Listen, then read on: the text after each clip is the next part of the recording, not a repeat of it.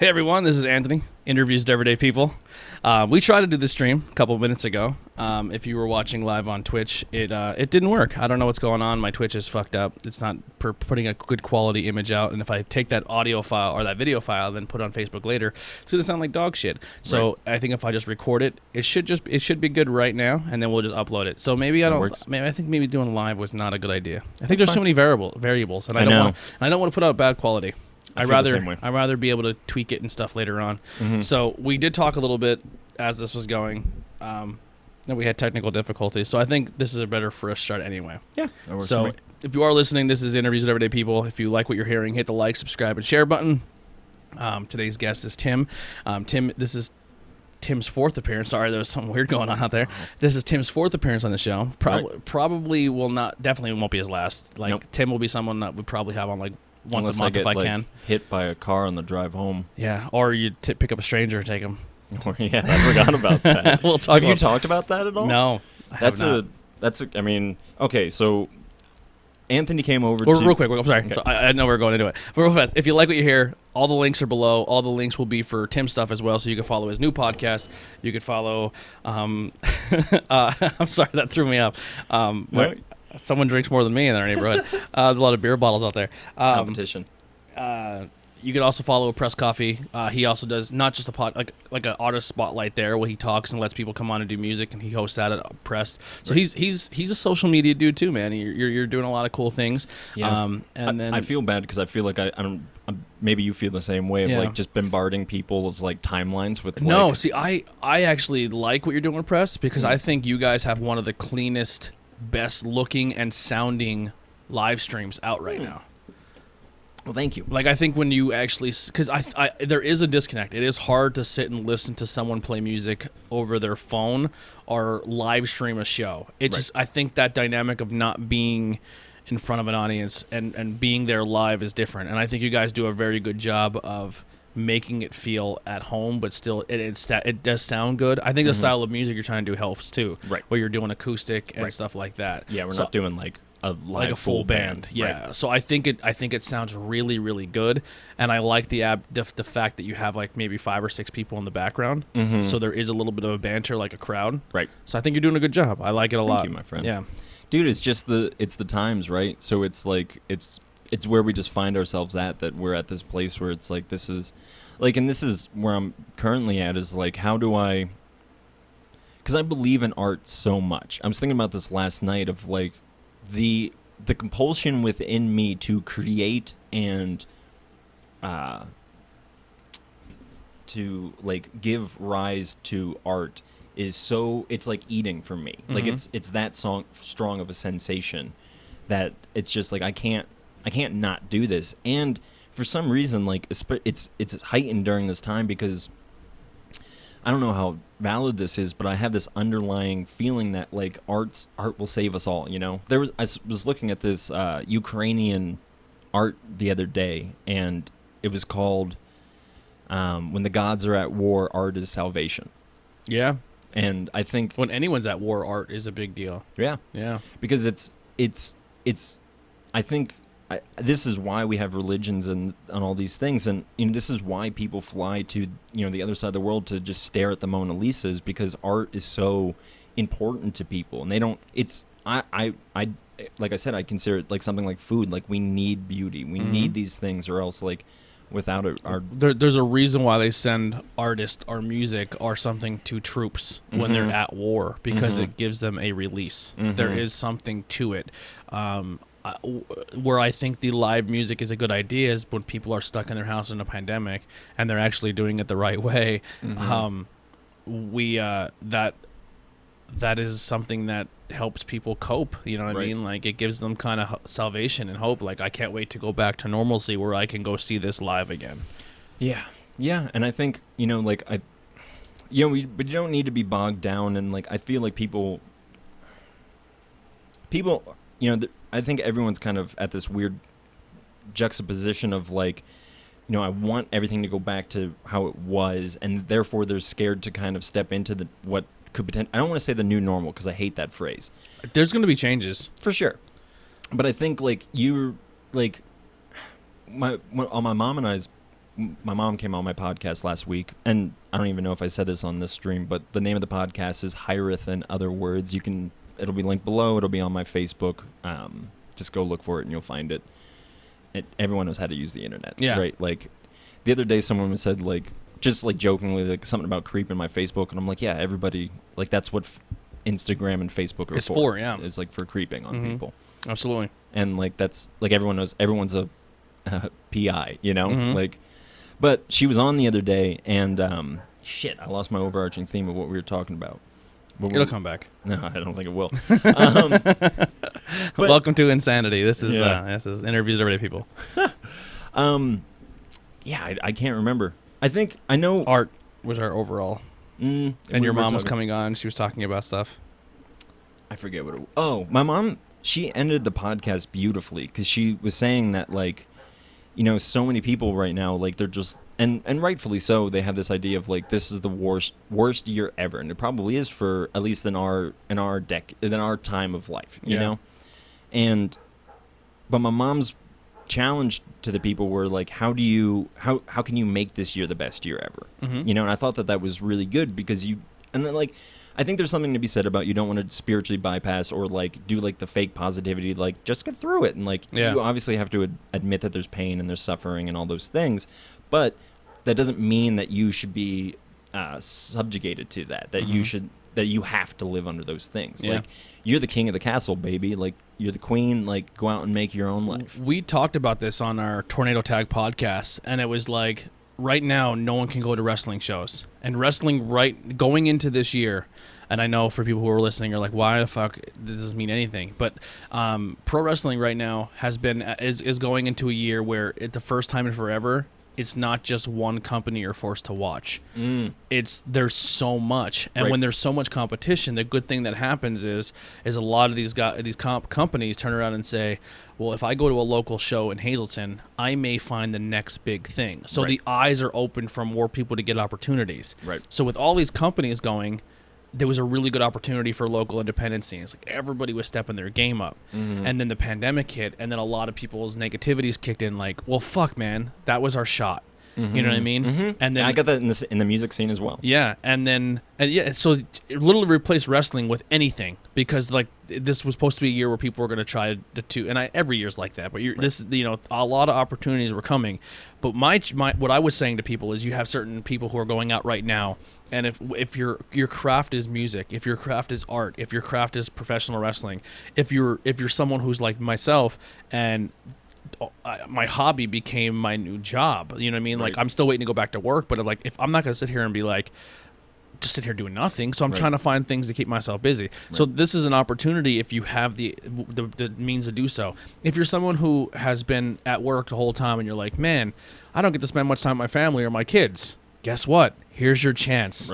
Like here's your chance to like not worry about going to a public place, and you can have, like, everyone cried that, you know, you can't, not cried, but everyone was upset like you couldn't have family time anymore. You couldn't sit and watch a movie with your kid. You couldn't sit and now's the time we can do all that. So look at that as a positive. I understand, like, obviously, it's if you don't have shitty circumstances by which that happened. So if you're right now, I mean, disregard the 2 beers I'm having, but like I should probably, like, my next step now is like, all right, I got my podcast situated. I'm having fun with it. I'm figuring new things out. I'm becoming more innovative with the podcast. Like, I tinker a lot because I have more time to do so. That's why you see the stupid little banner around it. But the idea to better yourself at this time is there. It just, are you gonna dwell yourself in the news and the media and just think of all the negative, or are you going to try to turn this into a positive in your own personal life? Get your mind right, get your body right, get your eating right. You know, if you're out all the time because you don't have time to make a meal, learn how to do something right now. Like, this is the time where you could have been doing that. And I understand, like, you know, you see those memes about, like, I saw this and I really appreciate it, and it was like a guy on a boat that was sinking, and he's like, I think I'm going to learn how to paint. And, like, obviously, like, there's some validity to, like, the ridiculousness of it, but like I said, it's because it's a salve for the soul, you know, like art, and not even art, like the being able to create or being able to express yourself, or like, and like I you know, I go back and forth in my head about, like, was this just a gift from Mother Earth, and being like, gift's a very bad word, but like just being like, listen, slow your roll, you know, like fucking sit back and take stock of your life. Yeah. Like look at all the shit that you're doing. I mean, how many people have quit their jobs because they're like, fuck this. Fuck like going to this job and doing these things, you know? Or how like, many jobs turn around and said, you know, we realize that we don't need you to drive here every day to do your job, that you can do it remotely. Right. And I think that that's a good thing. And I think that that's also, but I think like how much money will people save on, you know, not having office buildings, and like people get to be with their kids. I was saying to a buddy of mine who has a daughter that's almost 2 or just turned 2, somewhere in that area, that I'm like, when having a kid in our country isn't celebrated, it's a job, you know, like it's a task, like it's a toll on you for keeping our species alive, like, and to be able to keep like I understand, like I also have like negative tendencies towards like I don't want to have kids because of how fucked up, right? Yeah. But what are you gonna do? Just not have humans? And like obviously, sure, like I can see it in your head, like maybe that would be a good thing, but maybe it's not. You know, like I'll say this: I enjoy being human, and I would like for everyone who has the potential to be human or is a human to enjoy their incarnation. I do love the idea of kids. Like if someone has a kid, you're probably, if I'm around a child, I'm gonna be that first guy who's probably gonna be on the floor like playing with the kid, you know what I mean, because I'm a kid at heart, and I do like the fact that you can show this kid something they've never seen before. I think that's cool, just like even if it's something small. But I mean there's reasons why I don't want to have kids, but like a lot of it has to do with my disorder, and I'm selfish. Like I know, like I like to walk around my house, you know, in my skivvies, or I like to sleep till 6 o'clock. I like I like to take naps in the middle of the day. You can't do that with a kid. And I know I'm not in the mentally right space to have children or want children. So it's just like, you know, it is what it is. But I do, if someone does have a kid, it is a big deal. And it is cool to kind of like be a part of that and see a kid grow up. It's a misfit, man.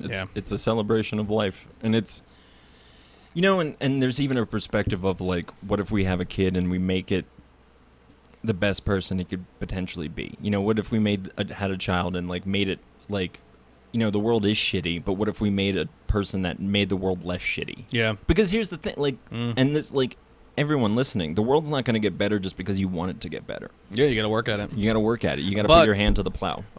You can put your hand to the plow, but you cannot become what you're trying to fight against. Right. Well, yeah. I mean, because that's a big problem now, where people think they're trying to make the world better, but they are just the mirror opposite of what they hate, doing it from a different side of the coin. Yeah, there's fascists calling people fascists. Yeah. So it's not a great time. Because I think the people in the middle look at the extremes on each side and they'll be like, can you guys shut the fuck up? You don't represent all of us. Dude, I was thinking that today. I was walking around a hardware store and I was like, I wish I could tell everyone in the world to shut the fuck up. Yeah. And I don't mean that because I'm sure there's people in like Africa and like Asia. And, we have problems. I'll say this. I wish I could tell everyone in America to shut the fuck up. Yeah, we have problems in our country, but they're problems that we don't need to have. You know what I mean? Like there's people who are going without, and there's people in America that are going without food right now, and we're worried about fucking. I have to wear a mask when I'm in Walmart. You know what I mean? Like, come on. And like, it's. I mean, you're damned if you do, damned if you don't, right?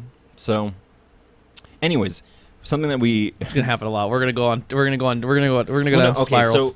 Well, fuck. See, you're right, because I have 2 thoughts in my head right now, but I can go back to one. But earlier you said like, your child at heart. I think that's good, because I don't think what you're saying. You're not saying you're a kid. You're a child at heart, meaning that there's a part of you that is light and fun and enjoys life and is curious and wants to know and wants to play and like all these fun things. Why? Right. Ask questions. You know what I mean? And so I put out an EP recently. I don't know if you got a chance to listen to it. I have not yet. No. That's fine. I'll spoil the opening for you, but I have a tidbit of audio from the Book of Revelation, and I just the first song is kind of like a silly, like it's just I won't say it's a silly song, but it's more light and it's just kind of fun and like just random stuff. And the first line is, "I prefer getting high in Iowa. My friends go to rehab in Florida." It's just it's a silly song. Yeah. And so I thought that it'd be funny to have like something contrasting, but also like kind of like acknowledges the spirit of everything that's at hand. And so when I was putting this all together, I just found myself listening to the Book of Revelation on audiobook, and because I was just trying to find like a good... Revelations, that's not Is that like that's the end times? Yeah, that's the best book. And well, so what was really interesting is that when it sounds like an awesome horror movie. Oh yeah. Yeah. Well, I mean, they have made movies of it. I know, but it's dogmatic. And then, all right, let me finish this thought. Yeah, go ahead. It says something about it. There's a woman who will give birth to a man-child, and the man-child will be the savior. And so I actually read a book. There you go. I'm here. We found him. I'm your savior. I have a fucking T-shirt of Macho Man elbow dropping Jesus right there. And thank you, Brian Russell, for that. That's why the world's in the condition that it is, because Jesus is currently in a steel cage match with Macho Man Randy So here's Savage. what's happening right here. I found a new thing, and I will get back to your thought. Sure. Jesus is right now sprinkling Corona on the world. like a Salt Bay? Yeah. And Macho Man is trying to stop him. I hope that's true. That was that. Fun fact: that was an actual meme where Jesus said, "I love all my children. Here's some Corona," and I got unfriended by a lot of people because I posted it. Oh, that's fine. Yeah. What are you gonna do? I mean, well, see, I think we fucked up in the West because our religion doesn't.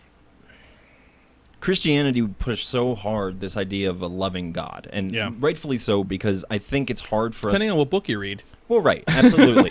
Well, I think at the heart of it, right? Yeah. So at the heart of Christianity is this message of love and self-sacrifice and service for others, and that's been bastardized. Mm-hmm. The problem is that we've negated the Old Testament, and where God was a son of a bitch that just struck you down, and like life does that. And so if you like think of God as just like the peak pinnacle of life and like the ideals of life kind of manifesting. Now, do you have the mindset? Because I have a different theory on God a little bit. Do you have he's all knowing, all righteous? He's everything. There's nothing that's outside of because that. if the Bible shows me anything, is that God was still trying to figure shit out too. Yeah, see, because God changes his views and changes his way. Like, here's the thing: we literally, and I'm not trying to get political or religious, but I kind of am. But like, if you write a document, or you write a book, or you write something that people have to live by, it's up to us to not change it, but things change with time. Mm-hmm. I mean, so we have the Declaration of Independence, which is written at a time where women and I think the household cat was higher than people of color and women. You know what I mean? It was like white men if you had a dog or a cat. That's terrible. And then women and then people of color. Right. And they could flip depending on if the white man was having a bad day that day. Right. And that piece of paper was written at that time, and we still carry all those, and some of them still hold up. Like it's a very well-written document, and some of the stuff does hold up. But when you go and say all men are created equal, but the guy writing it is like has slaves, slave. You know what I mean? So yeah, but so even words, even speech, everything has evolution. And God shows in the book that he was like, you know what, these motherfuckers, boom, I'm gonna like smite them like they're dead. Like, I'm sick of their shit. And then God even learned how to have patience and he changed his views on some things. So, and again, it's a hard thing because when people say God, they think about this singular entity that is outside of time and space. God had a kid and he got soft is what happened. Yeah, I mean but there's a really good idea of, because what is the story of Christianity? It's that God became flesh. Yeah. So it's like, how much more sympathetic could you be for a person other than to fully take on their predicament? Right? It's literally putting yourself, and I'm not spiritual, but like I said, I have dabbled. Sure. But literally what he did there in the book, and I'm not saying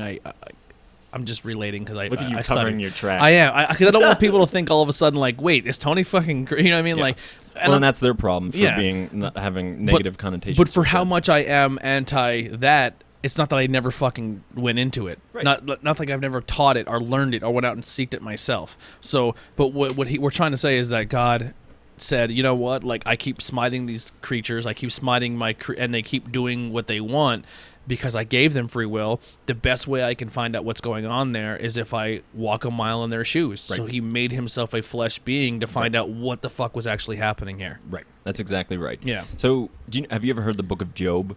That's okay. So there's this philosopher and psychoanalytical. I forget the right word. his name's Carl Jung. Just give him a Google. He's amazing. I've read several books by him, and they're all fantastic. He wrote this book called Answer to Job, and he kind of put God in this weird, like, because he's just interpreting it. He's like, why did we as a species need to put this story forth? You know, Yeah. why was it so important that people put it in their holy book? And it's a story of God being a dick to a man who didn't deserve it, and then when Job confronts God about it, he's like, listen, I'm God, I'll do whatever I want. And that's not a satisfying answer, you know? And I don't think that was satisfying for God, and I don't think that was satisfying for Job. And I think that that's the idea of the incarnation of... But I also But God tried to break him down. Well, didn't the devil say, like, I can the change? devil, it was the devil, but then the devil just sneaks out, and Carl Jung points this out. He's like, the devil just gets away with it. You Yeah. know, like, he, like, comes in, and he's like, God, I bet you could fuck with this dude, and God's like, I bet I could, and then, like, God goes and does it, and then, literally, like, narratively, he's gone after the first chapter, and so, like, Satan's never brought up again, even though he was the proponent that brought it forward. Yeah. Now, again... I bet you can't break this man's soul. See, here's This man's faith. Right. And so, like, here's the problem with all these things, is I'm saying words like God and Satan and Job, and, like, we're thinking that these are all singular things that exist outside of our reality. So let's say that God is the highest part of you, and Job is the average part of you, and Satan is the part of you that is self-destructive.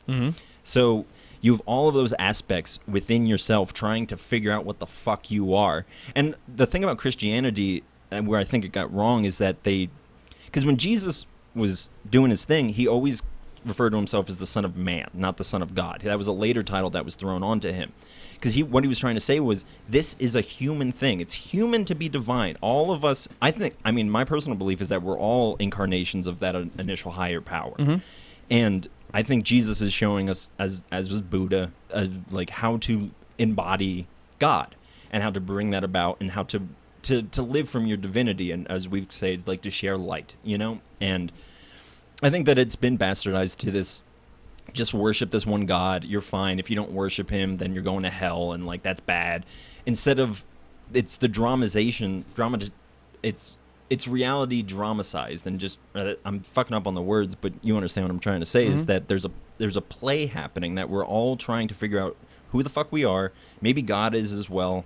But, like, on that, it's like, we don't understand time, you know? So it's like, you know, we perceive it from our perspective. That doesn't mean that time and space are as we perceive it, right? Yeah. So, like, if we step outside of it, is it just one big picture that we're looking down on, and, like, in this one section of?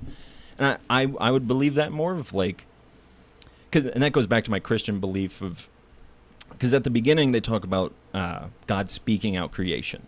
And so it's, when God speaks out creation, is the word still being spoken, or was it spoke? So, like, I would say it was spoke. So I think there is an arc, and I think, again, us bearing that initial energy, we're coursing, and like you're saying, we're evolving. We're trying to figure out our fucking divinity, you know, and we're trying to figure out how to do that. And I don't know to the level of how far back that goes, and I don't know the level to how forward that goes. But that seems to be, like, because, I mean, just look at the progression of the human soul, of just, like, you know, we're against slaves. We're trying to be, you know, as much as we can. Like, we're trying to be more open-minded to different cultures. And, like, these are all things that were not, like, 10 generations ago were, like, kill other cultures. Yeah. Don't include the outsiders. You know, like, if you look at the species, like, we're trying to get better, you know? Like, we really are. And I don't think people give, like, humans the benefit of the doubt, because there's a lot of self-hatred. Yeah, my biggest fear is just how quick, we were talking before in the podcast, how quick on a dime, though, like, man can fucking just self-destruct. Where, like, people can not value another life. Where, like, if things just kind of go haywire, people can just turn into pure anarchy and murder and loot and destroy. And this is not, like, because, listen, if you watch any riots or anything that's going on, it's not just one race, it's everybody, right? You know what I mean? It's history. It's history. It's we're so and the crazy thing is now in today's times, you can watch for like 3 days where people just go in pure chaos and anarchy, and then just go back to work the next day, right? But they don't realize that the butterfly effect that they just cause. So if you go in and you destroy something, or you destroy someone's building, like you don't know that dude's backstory. Or even, I mean, that's the obvious, but how far does hate go? You know, Exactly. like hating on a person. Literally, if you're out there if you're protesting hate, and you meet it with chaos and anarchy and violence because you had listen, and I get it, you had enough, you're upset, things need to change, and the only way people listen is by extreme actions. But then you turn around and you destroy someone's things. Now someone turns around and goes, you know, kid, you know, we were doing really well, and these fucking people did this, and then all of a sudden that kid now grows up with that hate in his heart because you ruined his. I mean, it's just, there's an eye for an eye makes the whole world blind. There's such a ripple effect in every fucking thing we do. Well, I mean, even Jesus, he's like, you know, he says, to have hate in your heart towards a person is the equivalent of murder. You know, like, and it's, I don't necessarily know if that's true, but damn, it feels like it. Like when you hate a person, if you hate someone to the point where you just completely cast them out or ignore them, I feel like every single person on this world, and this is how I honestly feel, like every single time I interact with somebody or I go up to somebody or have a conversation with somebody, and they can be a bum on the street, they could be a drunk in a bar, they could be a normal person in a church, they can be, you know what I mean, it could be anybody. I feel like I learn at least a teaspoon worth of stuff from them. Like, I try to find the one thing about them that I think is righteous, valuable, that I can take on and make me a better person, and I take, even if it's as small as a tablespoon or a teaspoon, and I consume it, and the rest is it, that's not so much for me. You know what I mean? But I think we don't value each other's opinions, our values, our beliefs. We don't value ourselves, so therefore we can't value another person. It's I don't know. I don't want to. I'm not trying to fucking come off egotistical, but it's just like I always think, like, do other people have that mind state like I do? Right. And it's just, or like, well, here, it's okay, hard. so you don't have to worry about your ego. I'll boost it for you. We started talking about this earlier, but Anthony came over and did my podcast, and I haven't put up the audio yet, so this might be coming out before that. But as we were leaving, a gentleman asked Anthony to take him to the hospital, and Anthony didn't know this dude, and I feel like if there was anything of divine intervention or divinity or a God, because I made a joke, I called Heidi, I was like, dude, I just did a podcast about speaking of God, and I said, I don't believe of God or anything like that, but I know me as a person, if someone came up to me and asked for help, I would do the right thing. And boy, was I fucking tested as soon as that door opened. You know what I'm like? Yeah. It was literally like as if a higher power said, I know how he works. Put up or shut up. Yep. Oh, yeah. Yeah. Well, I think. It was strange. Oh, yeah. And, like, you don't, like, yeah. And I think, yeah. Like, I totally think that was a divine thing, you know? Like, it was too like. It was too on the nose. Because I talked as if I was this thing. And I know, like, if people were watching it, they're probably like, this guy's just saying what he did, the right things to make people feel good. Right. Like, there's no way that someone can be that person. And then we walked out the door, and it was just like, are you that person or not? Right. Now you got to love your neighbor. Are you going to do it? Exactly. Right. And I think that everyone comes into that, and I don't think they realize it, you know? And it's hard to, here's the thing I'll say is it's hard to love people, you know? It's not easy. It's hard to trust people. Yeah. Well, that's another thing. Yeah, because a lot of people's trusts have been broken for every reason under the sun, you know? And so it's like, how do you bring that in? Did we talk about my podcast at all? I think we did. Yeah. Yeah. But for pretty much what happened was this gentleman comes walking up the street, and he's limping, and he comes up to me and Tim, and he goes, do either one of you guys drive? And I said, yes. And he goes, can you drive me to the hospital? And I was like, well, first my question was, are you bleeding? Because I didn't want like a bloody dude in my car. Right. I would figure out a way to like. Or I would have called an ambulance. You know what I mean? And I was, he's like, no, I guess he was coming from the wheel, and he stepped off the sidewalk wrong, and he tweaked his hip or his leg to the point where he couldn't put pressure on it, and he hobbled uphill to where we were towards Prest. And got to the point where he got right where the eagle was, and he was just like, I can't do this anymore. Yeah. And this has nothing to do with it, but I know with things going on in the world and where tension is high, and we look at people of other races or color of different. He was a black gentleman, and you know what I mean. And he's coming with two white dudes, white fucking scruffy, long-haired fucking. I mean, look at me. We haven't talked about my mullet yet. Yeah. By the way, everyone, check out this mullet. Look at that mullet. There, look at that. But he comes up to these two dudes who, like, I'm a chubby dude with a beard and a backwards hat with tattoos on, and he's coming up to me like, I hope this person's good. Right. You know what I mean? Because it was just as much of a stretch for him as it was for me to say, okay, stranger, get in my car. Right. So I said, listen. And that has nothing to do with him being black. It's just a stranger getting into your car. Yeah, but I mean, with the current political climate. Exactly. So like, I didn't feel that way, but he could have felt the same way. Like, I'm gonna go up to these two white dudes and ask them to give me a ride, and they're probably thinking, I'm not getting to let this black dude in my car. You know what I mean? Because that's where we live as a culture. I'm not saying that's what anyone was feeling, but I would be that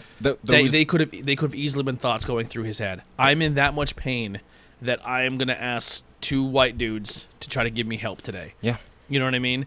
And so I went up, I got my car, and I went around the block, and he got in the car. Now, once again, this could have went anywhere. This could have been someone just trying to take, I mean, anything could have happened here. And I drove him up and we had a conversation, and I said, hey man, I do a podcast, and I gave him a magnet, you know, and I was like, hey, follow me, and a sticker. I was like, I hope everything works out, man. I hope he's watching right now. I hope you remember his brother. And he was a super nice guy. He was from Queens, New York. He went by a nickname, but I believe his name was Anthony as well. Nice. I think his actual name was Anthony.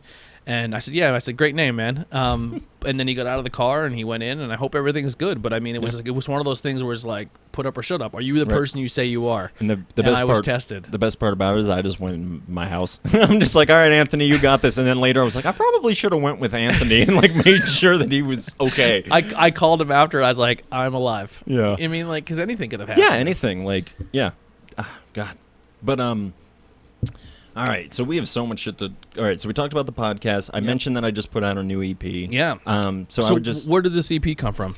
Was this like a quarantine thing? Where you were working out during quarantine? Well, I got this new office that we record my podcast in. It looks like a confessional room. Yep, a police confessional. Yeah. Yeah. Check out the pressed artist spotlights to see what those look like, and then you'll understand what I he's sat in the room about. and I was like, I feel like I'm going to tell you stuff I shouldn't tell you. Oh, that's fine. I mean, you're more than welcome to, buddy. It's just me and you here. But yeah. So that was awesome. I hope everyone at home saw that. Cat-like reflexes. So the EP came out of just having like a space that I could like actually, because it's, I mean, you know, it's like so much easier to just record when you have everything set up. Yeah. You know, like I'm sure I know you don't put these away every night. You know? I used to. Not anymore. Right. So, like, I literally sat down and recorded this 6-song EP in an hour. And, wow. Yeah, just, like, boom, busted out, next track, boom, busted it out, next track, boom. Like, and then the reason that I did that was, it was twofold.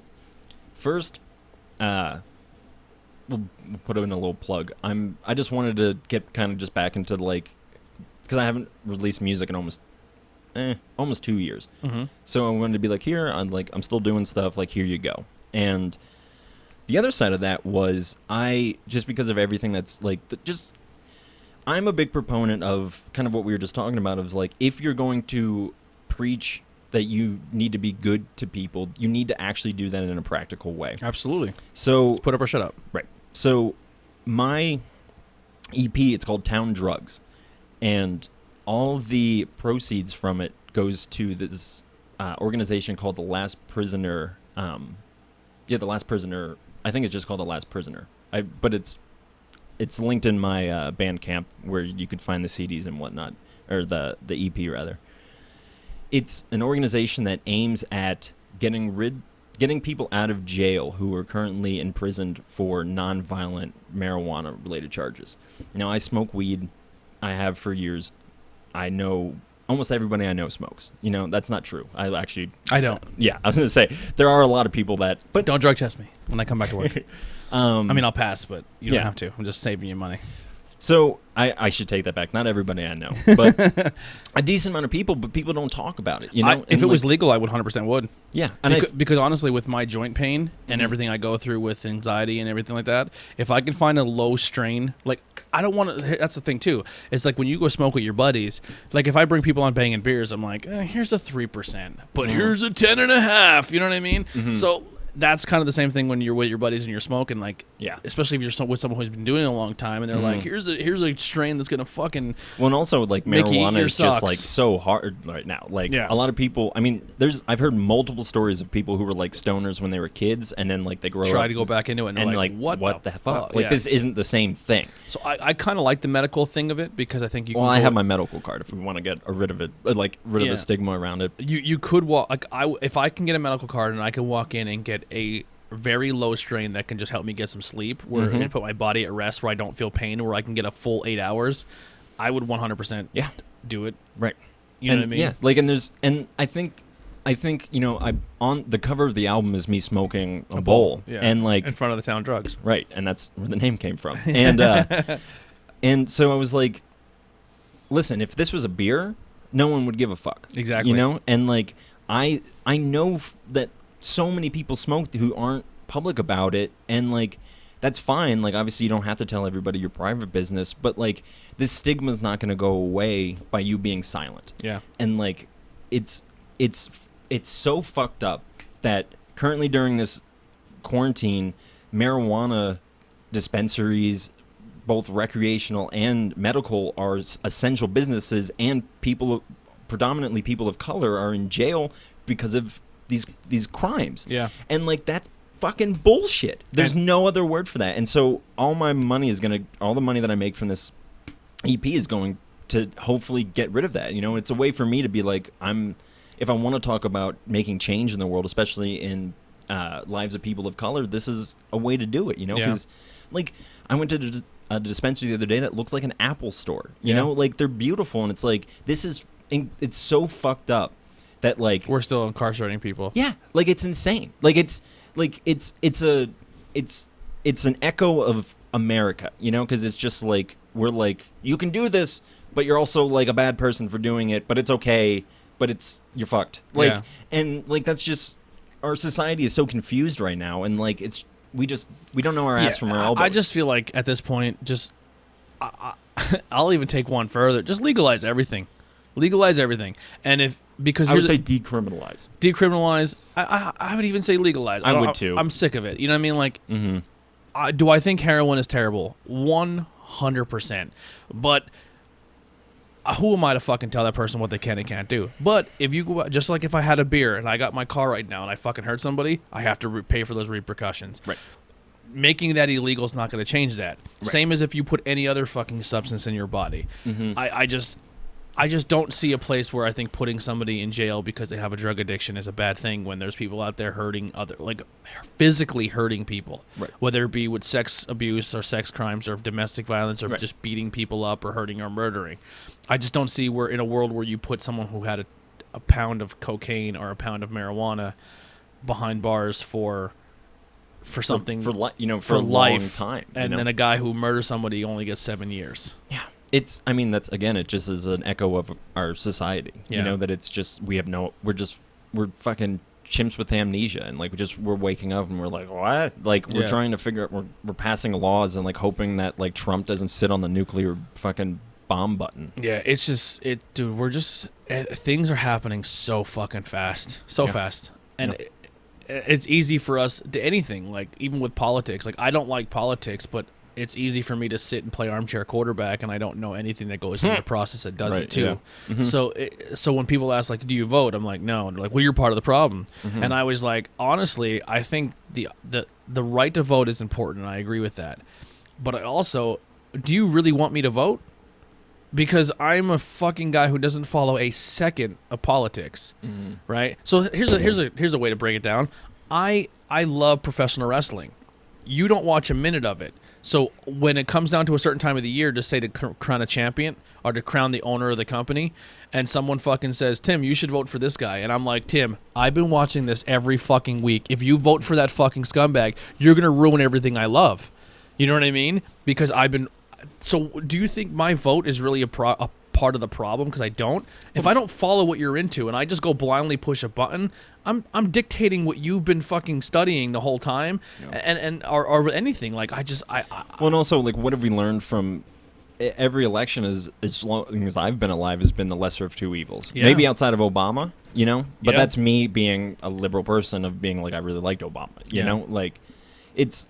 And a lot of the things he couldn't get done because this is just outside looking in, but it just seemed like it happens with every president. I mean, it's happening right now where the house is run by the opposing side, so no one can actually get what they want done because it's just two people. Right, and I understand like the value of that. See, I find myself just being like, fuck this, just fuck the government, like, and I keep. Do we need a popularity contest at this point? That's exactly what it is, and it's a popularity contest between rapists. Yeah. And idiots. Like, and I don't mean idiots. I'm sure they all have like good thoughts or whatever, but like, it's a performative thing. Like, you're performing as an idiot, therefore you're an idiot. Yeah. Like if it looks like a duck and talks like a duck. Like, and then you have people who, like, at the local government level who actually want to do the right thing, but they get bastardized along the way as well. Because we look at the head, like we look at the head Democrat right now is being accused of being a creep and a pedophile, and the other one's being accused of being a creep and a pedophile, and then some fucking I had a girl named in the podcast who was a local military firefighter. She does things in her community, and she's a local Democratic politician, and every time she ran, she's lost because every time she runs, we're in a predominantly red state, and people go up to her as a person when she's doing her speeches and her rallies and stuff like that, and be like, "You're a piece of shit because you're a Democrat." And she's like, "Well, you don't know me. Like, I served our military. Right. I help your house when it's on fire. Like, you know what I mean? Like, I do all these really good things for you, but you look at the top of the chain and think that's me." Right. Well, and I think there's something to be said is at the local government level, there's usually less. I feel like local government gets shit on more because of like exactly what you're saying, is that they're looking at the top. Yeah. I feel like most people in local government literally probably just want what's best for their town. Exactly. And they're like, it can't get done. Right, and it's because of the projection of like, oh, you're the tail of this, and like it's sad. I would much rather that everyone get more invested in local politics than that fucking the election, like it's insulting to us in this country who are able to have good nuanced conversations and to like whatever, and it's, and like I look at America and I have such mixed feelings about this country, but there's so many smart, good, like loving people here, and they just don't stand a chance because they just don't, like it's not that isn't honored in our society. It even comes out on a creative level. I mean, I do a podcast where I try to do something. There's some comedy and we throw some jokes here and there, but it's like for the most part, I think overall, I think what we do is pretty positive. But if I were to come on here and be like, Tim, who do you hate in School County? Let's talk shit. You know what I mean? I couldn't get enough of fucking people buying my T-shirts or fucking, because if all I did was bring everybody on this show and all we did was bastardize people and talk shit like, what local band do you think's pieces of shit? And and all we did was bash them. We can easily Oakland. Fuck those guys. No, I'm just kidding. They're the best. But we could easily have those conversations, and everyone's like, well, does it? And it does kind of. I'm gonna be honest. It like. And I'm not a musician, but like it frustrates me. You know what I mean? Like where it's like, well, fuck, I'm trying to do something somewhat uplifting or giving people a platform to speak, right. But I can't take 45 minutes to an hour out of my day to listen to your show. But you're like, I'm gonna go listen to fucking Ben Shapiro, or I'm gonna go listen to fucking like no Joe. Like I listen to Joe Rogan as well, but it's like I'm gonna go listen to Joe Rogan, which I think is good for people. But because he's a very open-minded human, I think he gets shit on a lot. But like, and he has everyone from every spectrum on. But it's just like, I don't know. It just if you're negative and you're hurtful, you seem to get more attention than if you try to do something good. Well, I mean, it's the news, right? It's the same reason that the news is what it is because negativity sells. But then people cry and say, I'm going to deactivate my Facebook, or I'm going to stop watching news because I'm sick of it. No, there's good things on social media. You just have to fucking... Sorry, I don't know why that was bothering me. I just wanted to tuck that chair in. I just thought it was a ghost. It's fine. It's a spooky ghost. Yeah. Check out Truth Behind Illusion podcast. So ever since we started doing Truth Behind Illusion, I have all these weird things happening in my house. I would love for that to happen to you. Like, just... A ghost? Just shit. Like, just... I mean, apparently it's happening to you already, that the other side's, like, fucking with you a little bit, and I love it. Because because you're such a... You're such a beautiful person.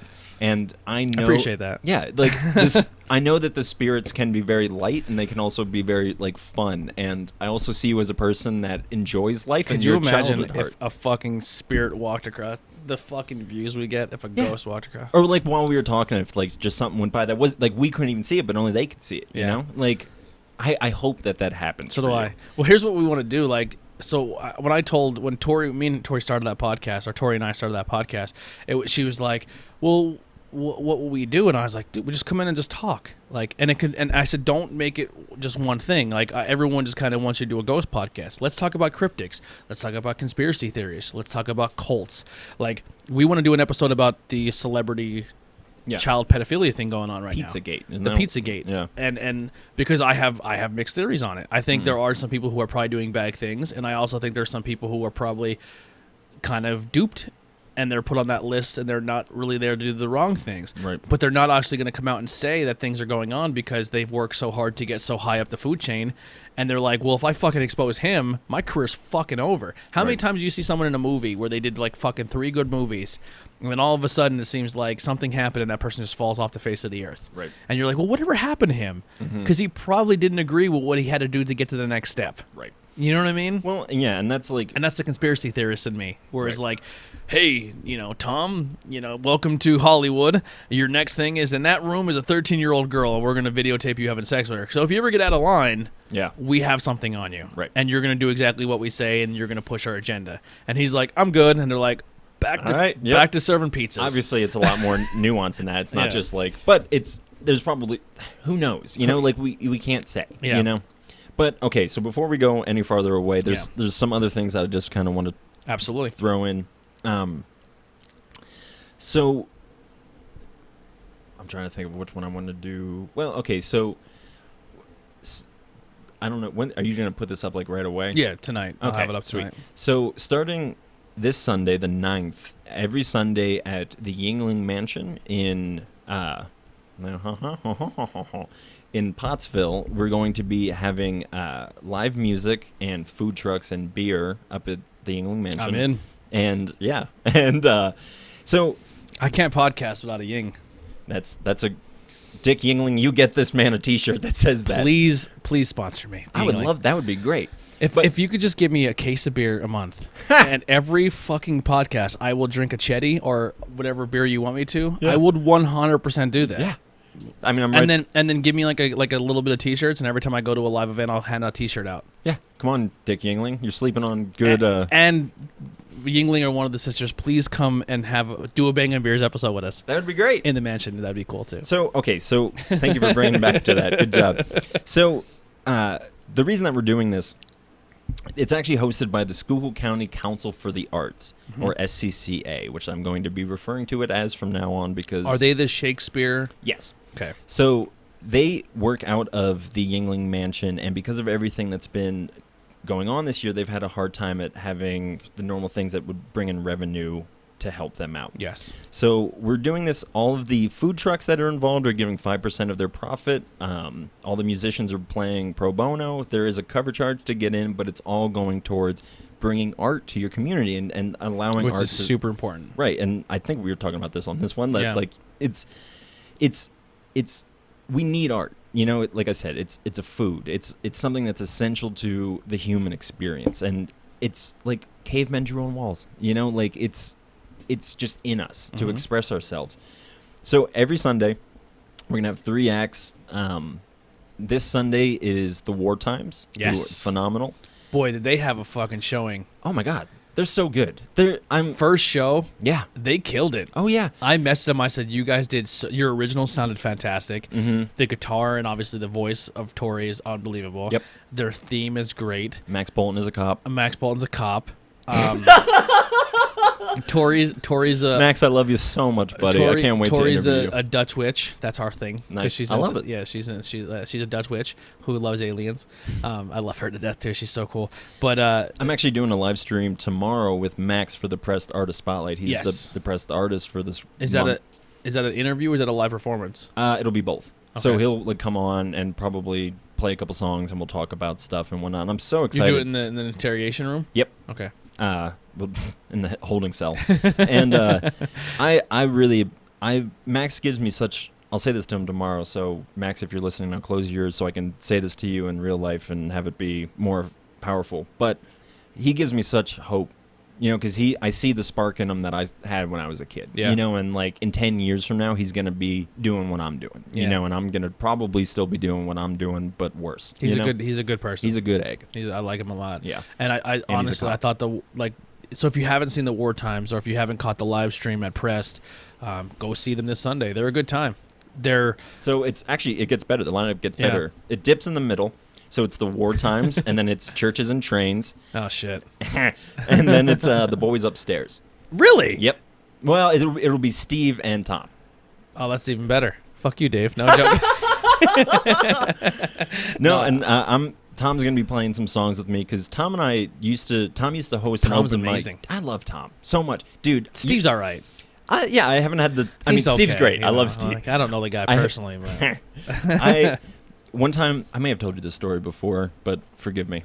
One time I was walking down the street and it was like 10 o'clock at night, and I bumped into Tom outside of the Eagle, and that's very possible. That happens a lot. And so I went in, like, had a beer with him, and then he's like, "What are you doing tonight?" I'm like, "Just hanging out." And he's like, "You want to go bar hopping?" I'm like, "Yeah." I'm like, if you keep paying for beers, then I'll go beer hopping. He's like, "Sure," or bar hopping. So, been there. Been there with Tom. We went to like 2 other bars then and just talked all night, and we were like, he's a good conversationalist. Yeah, he is, and because he's light. He's the child at heart. His wife's amazing. I love her too. Like they're people that I look at and I'm like, fuck. Like if I could do it like them, I feel like if everyone could, then like the world might just be better. Yeah. Like, every time I see Tom, I hug him and kiss him. I'm sure like they have their shit, right? And like everyone has their demons, but like God, it seems like they're really trying, know? And that's like, for me, that's what like, because I know how hard I try not to be a piece of shit or hurt people, and like I have to try, you know, like, and to see people that seem to do it effortlessly, I envy that, and I want to imitate that, you know. But Tom used to host an open mic that I started going to, and that was like my first. He actually got me my first show in Schuylkill County. He's got a lot of people shows in this area. Oh yeah, a lot of people. Max Bolton being one. Yeah, one of Max Bolton's first shows because Tom stuck his neck out and said, "You should get this kid to play." Yeah, and like I love that he does that, you know. And he used to jam. He's an unsung hero. He really is. He really is. That's very true. Yeah. And he's so talented. Mm-hmm. He's such a good guitar player. He's such a good host. He's just a beautiful man. Anyways, please come and check all this out. Like again, this Sunday. Do you have any more room? No, not this one. I mean, I have other ones, but they're filling up. But I need people. Why? Who are you thinking? I was gonna say maybe a live podcast can be there. Oh, maybe. I mean, maybe we could do that off to the side. Yeah, absolutely. Yeah, so there's definitely room for that. If you want, we've talked. I mean, I want to come this Sunday and hang out. Yeah, and experience. I mean, if you want to bring shit, you can. It would probably just be more of like interviewing. We can talk about this off mic. Yeah. Yeah. But yeah, so come. There will be food provided by the Lunch Pail, which is associated with Black Rock Brewery, which is going amazing to be food, but very good. The ketchup is hot. Just put that out there now. I didn't know. BYOK. Yeah, the ketchup is spicy. I got a burger with ketchup. I'm like, oh my god, oh my god, oh my god. Do you not handle spicy well? No. You white piece of shit. But I didn't know. I didn't know. It's funny. So one of the jokes that were there, like, I really want to go to the brewery and I really want to eat out of the thing, but they made the hipster joke, right? So they're like, why is all the food so like hipster, like sauerkraut with this and that, right? Yeah. With asparagus, and I was like, the food's fantastic. Mm-hmm. I mean, I was like, can you hold all of that and just give me the burger and cheese? Sure. And they're like, yeah. And then I put the ketchup on. I was like, why is it so hot? Why is it so hot? Why can't we just have normal ketchup? Maybe there was normal ketchup and you missed it. No. Maybe I don't know. How you can go get normal ketchup anywhere. Yeah, but it enhanced I think if I put all the ingredients on with it, it would have enhanced, because I'm just such a piece of shit when it comes to my palate and food. So I'm a vegetarian, so I can't eat like half of the things that they have. The burgers are amazing. Oh, the meat is. You should. They make it in the. You should break it down one day. I'm sure I will. Right. But I've been. Are we trying to convert you to meat? I've been there. It's not somewhere new. I could never give up a cheeseburger.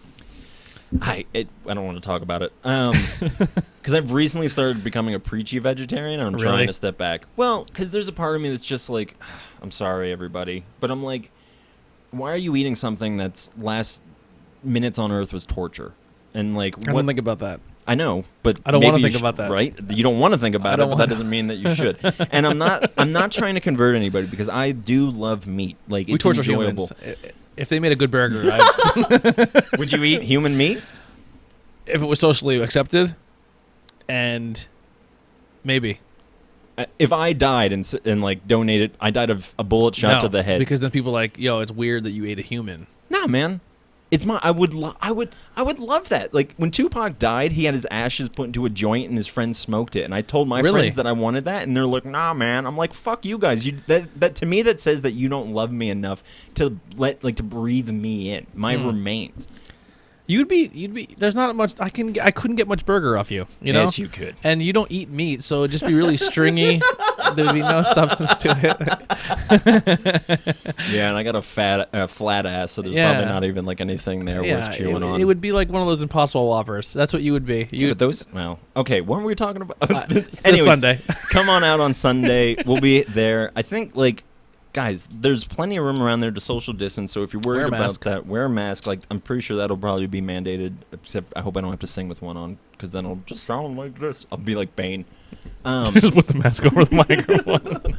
I did that in press today. I put, my straw up under my mask and, was drinking through that. But I think, it's a beautiful way to, give back to your community and, to support people that are, trying so hard to and not just the SCCA but Prest and all these people who were we're coming together to try to make this area, and I don't want to say better because that implies that it's bad, Yeah. I love this area.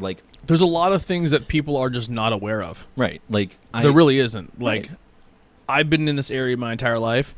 I just found out about the Majestic Theater, and I was like, they do awesome stuff. I almost cursed. That'd have been a terrible commercial if they clipped it they do. You know what I mean? But no, they do amazing stuff. Yeah. There may be a connection happening between myself and the Majestic happening very soon. I'll talk to you about it off camera. Sure. But you got a bunch of teasers. But yeah, guys, so just come out and check out that. I think it'd be a lot of fun. It'll be every Sunday this month. We're probably not going to do as much at press this month. Maybe a show or two.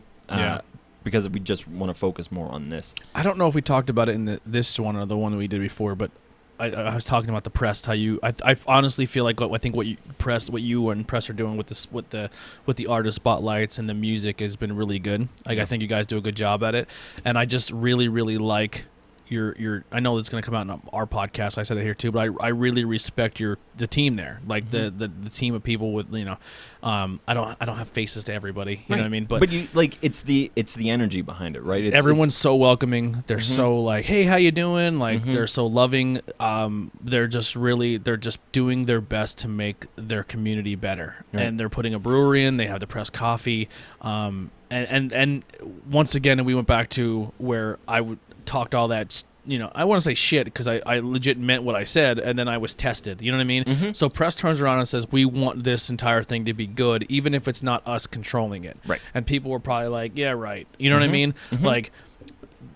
There's a lot of stigmas thrown out. You know what I mean? A lot of people say some stuff, and they don't really know if they're genuine with their approach. Right. I went to the same thing with Skookstock. People were like, well, who's this fucking Joe Nobody trying to put his show on? Is he just trying to take all the money and run? Right. Spoiler, I didn't make a dime off it. You know what I mean?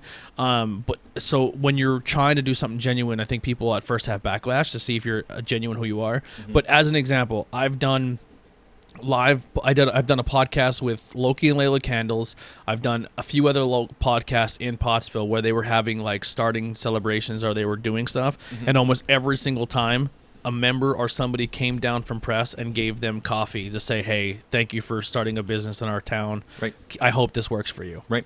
People ask me, I think... And they physically came down from the shop and shopped at the candle spot. You know what I mean? Or physically went down and supported other local business. My girlfriend got 5 candles from that candle shop. I need new ones. Christmas. I gotta hit him up. Yeah, they're great. Yeah, Loki and Lily are great. So so now let's swing into the last thing that we have to promote, and then we can just bullshit for another 3 hours. So another thing that we're birthing out of this that I've been working with a lot and I'm going to be working with more in the future is something called Ember Publishing. So the overarching company that owns Prest and BlackRock and the Lunch Pail and all these things is called Ember. And the idea is what does coal leave behind? Embers. And so it's the idea of rekindling that flame and bringing new life to and once you get County. coal going, it goes for a long time. Yeah, man. And like it's a beautiful that's why like when we were naming the publishing thing, I didn't want to go away from it because like I didn't want to name it like whatever, like this new thing. I wanted to like keep that vision of like She named it TM. I should have trademarked. Ever since I was a little kid, I always had this joke where I was like, I own everything because everything says TM, and that's my initials. And every time I had the initial for something today, and I'm just like, it always looks weird because I'm just like that means something else, Like for most people, they see that and they're TM like, Publishing TM'd. So I wouldn't want my name. That's why I place churches and trains because I just got tired of seeing my name on a banner. I get really uncomfortable. Like for a while there, I was uncomfortable using the logo that Haley Stokes made for me, where it's like a cartoon of my face. Like it's a great one. I use that logo, but I think I'm more leaning into it. Like fuck it. Like I work hard. It's your podcast, man. Like why not? Like and like it's interviews with everyday people. It isn't the Anthony Hour. Like it is though. Let me ask you some questions. Yeah. But so we're starting this publishing company, and the idea is to give a platform to local people who, it's kind of easy right now because I've self-published 2 books to put them online and like to get books online and all that stuff. The goal is to really build up and champion these local artists in the local region. To get books into press, into the local libraries, into other stores, wherever, like to do hopefully like live stream events. I mean, depending on where everything goes, like I'd love to have like an actual event in the shop, but being able to champion these people and that they're not just like putting it, because the internet's it's an infinite shoebox. You throw Tyler it in, Troutman. You don't know who is gonna land and like on. Right, and like I know the struggle of like sharing a post about your book and it gets 3 likes, and I'm sure you know what that as well. Every week, right? So like sometimes multiple times a week, right? And like it's just the thing, and I don't have any bitterness towards anybody because I understand that content is attention is the new gold, right? People don't realize how important one button can be on social media for someone trying to create something. Well, so everyone go and vote for Ted Hazard, and he's winning an award. He's winning an award. He's going to win. He's going to win. He's going to win. If I have to pay to make it. See, I'm scared people are going to push that because of how well he's doing. Yeah. As far as I know, he's not cheating the system. He's well known. He's fucking putting his 1,000 hours. Everyone like 100, whatever it is. He's a professional. 10,000 hours. Yeah. And that's the thing too, because Ted's a guy, and I'm not. When I say this, it's not to put him out there or it's not to put him down, but he's someone who self-doubts a lot. He doesn't feel like he's deserving of what he has done as a musician, or he doesn't feel he deserves of the craft and the work he does between his cartoons or his music, and he works his fucking ass off. You know what I mean? Like I do a podcast where I set stuff up, but I hit a record button, and then I try to make my job as easy as possible. You know what I mean? Where Ted seems to make his job as hard as possible. Tim's like, well, how, can I do it on my head? You know what I mean? Yeah. And I think a lot of what Ted does, once again, unsung hero, goes under the radar. So the fact that he is not only winning this competition right now, but he's up by a lot. Right. And he's close. Like I don't think anyone on that entire page who's being voted for is even close to 1,000 people who have supported it. Yeah, I went back and looked through and didn't see any. I think some. the highest like 400. No, I saw some that was like in the 700 region. Oh, really? Yeah. Okay, well, but I mean, that doesn't for a folk singer. Yeah, a solo folk singer who's not even known in that region. I think it's based out of Scranton, so it's like it's close because he's in Hazleton, but like it's not Schuylkill County. It's not Hazleton. You know, like it's. Is Scranton Schuylkill County? No, it can't be. No, Scranton's not Schuylkill County. Yeah, Scranton's, so. I think, was. Yeah, but Schuylkill County, I'm always like, that's not Schuylkill County, and then I realize it is. Like it stops at McAdoo. Okay, everything. That's a good song. Oh, I'm gonna make that a song. But everything stops at McAdoo. But we don't accept McAdoo as Schuylkill County. Bob and Ellis and I were gonna write a song, and we still might, called "Don't Go Drinking in Gerardville." It was based off of a bad experience that Bob had. Drinking in Gerardville. Yeah. Our foots just touched under the table for everyone. I mean, I'm our not bare wearing... foots. We went skin to skin there. That's fine. That's awesome. Yeah. I have nothing. Good. I'll hug you without a shirt on. I don't care. But okay, so just to finish up the Ember Publishing thing, our first real we want to do 2 compilation books a year. So one to begin the year and one to end the year. So in the next couple of weeks, we'll be doing announcements about how you can submit your art, your poetry, your short stories, your essays, whatever it is, your drawings. We'll be doing that as well.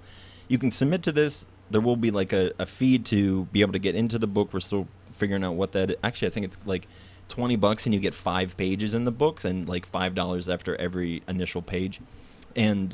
Or like, I think we're going to work with like people who only have 1 page. We'll work with you with where you're at.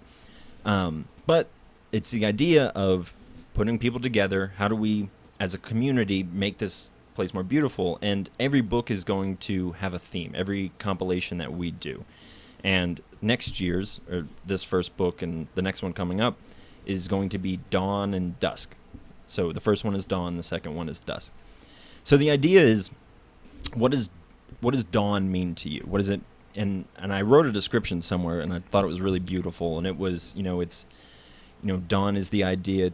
It's hope for the weary, but it's also a trial for the weary as well. This idea of a new day. It's hopeful, but it's also, everyone's had those days where they wake up and they're like, fuck, I don't want to be here, And I probably shouldn't be cursing while I'm promoting this, but I'm a human. People look at a new dawn as like, all right, listen, my day yesterday was horrible, but today's a new day. I can probably make this something better. Right. It's a reset. Right. And I think so. But I also wanted to have something that was incorporative of, like I said, like sometimes people do look at dawn as a daunting thing, pun kind of intended. And so the idea is just to share this art with a similar theme in the hopes of beautification, to make the area just look better. And again, it's not look better, it's to express the art that's here, because there's so much talent. There's so much talent in this valley. Yeah. Like these fucking Appalachian Hills, they're holding so much talent. And like, on every level. Yeah, everything, man. You can find everything. I said for the longest time, I said I couldn't. I mean, I'm biased too. Like, if I went to like Vegas, or if I went to here or there, I could find a thriving music scene too. But our music scene is really good. Yeah. We have very talented musicians, and then like getting like talking to Majestic, like we have amazing actors. Yeah. And the Shakespeare, like there's amazing actors, and then like we have a really good artists in our area, people who do amazing art, like you know what I mean. And then I'm like, and we have a beautiful podcaster in this area who really promotes the people of this area and wants to give them a voice. Terrain does kill it. Who else? Another podcast. I'm just trying to. Murder My Dude. Murder My Dude. We're clearly talking about Murder My Dude. Terrain. We're talking about you beautiful son of a bitch. About, let me love you. Eddie Look me in the eyes while I love you. Eddie Collins has. Look me in the eyes while I slip it in. But yeah, I think I can't get over how important art is, and how it again, like I said earlier, it's while the gods are at war, art is salvation. That's true. So we'll have more details about all those things. I just wanted to come on here and talk about those things, and just kind of say to everybody that, listen, all because the world's on fire doesn't mean you have to be on fire. Yeah. Like there's ways, you just have to, you can't let it bog you down, man. Like everyone I work with has shitty days, like and like you're saying, like you talk this big game, and then the universe was like, here, fucking put up or shut up. You don't think that we run into that? Like, of course we do. We're fucking humans too. We haven't transcended, like, so there's people here who I work with who fucking, like Abby makes almost zero money, if zero money, from the coffee shop. Yeah. But she's fucking the owner of it. Ass off. Right. And like she's a beautiful soul too. She's the most beautiful soul. She has awesome hair. She does have awesome hair. She's always had awesome hair. Is it still white? Yeah. Is it? She kept with it. Yep. And I know she was talking recently. This become Abby Weaver hair talk. Yeah. But Abby and Tori, I think, are in competition. I think School County best hair. I love Tori, but I also love Abby more, and I would say that Abby wins. Not that I don't hate Tori Tori's hair. Has a mane on her. That's right, but it's more of volume. Tori has the volume. She does. Yeah. But actually, you know what? I think I have the best hair now. Yeah. I mean, no one else is rocking a mullet like you. Look at that. Look at this. You know what you should have did though? You should have, with the mullet next time, you should have went with the bangs. Well, see, the problem is I naturally push my hair back, so I could do bangs. You should have Dumb and Dumber straight across bangs. Oh. See, but I do this all the time, so Yeah. that's like where it fell back to. Like, You have like a hipster mullet. Oh, You have no. the pompadour. Yeah, I do. Yeah. But I've, like, this is the first time I've ever had a pompadour, so I don't know. I love it. This It is like, awesome. It's like I was telling Anthony when I was getting my hair cut, I was like, oh, what if because it had almost been 3 years. I'm like, what if I like decide that I don't want to do this? That being said, earlier that day I was combing my hair, and I'm like, fuck this. I never want to have long hair again because my Yeah. hair is so thick. I think just you're at a good terrible. spot where you have it longer in the back, so it's still touching you, and there's that comfort to it. Mm-hmm. See, when I cut mine off, I was down to my chest too, Mm-hmm. and then I cut it, and then like when you sleep at night with long hair, you have to like kind of push it out of your Well, way. I always slept with it like in a bun, Yeah. and that was like sleeping with a softball on my neck.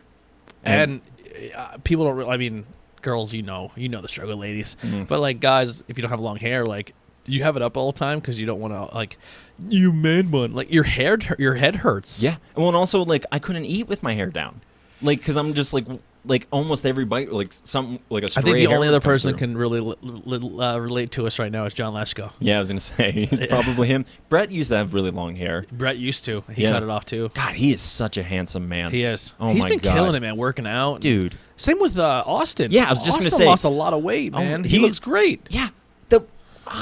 Like I'm old. I'm like, look at these young bucks like out there. Like I hope they're fucking like just drowning in it. You know, Dude, I hate the fact that I'm going to say this, and I don't hate it because I don't like my views out there, but it's like when there's that like the live music scene, I'm just a really big fan of Montano. I like Yeah. their music. Yeah.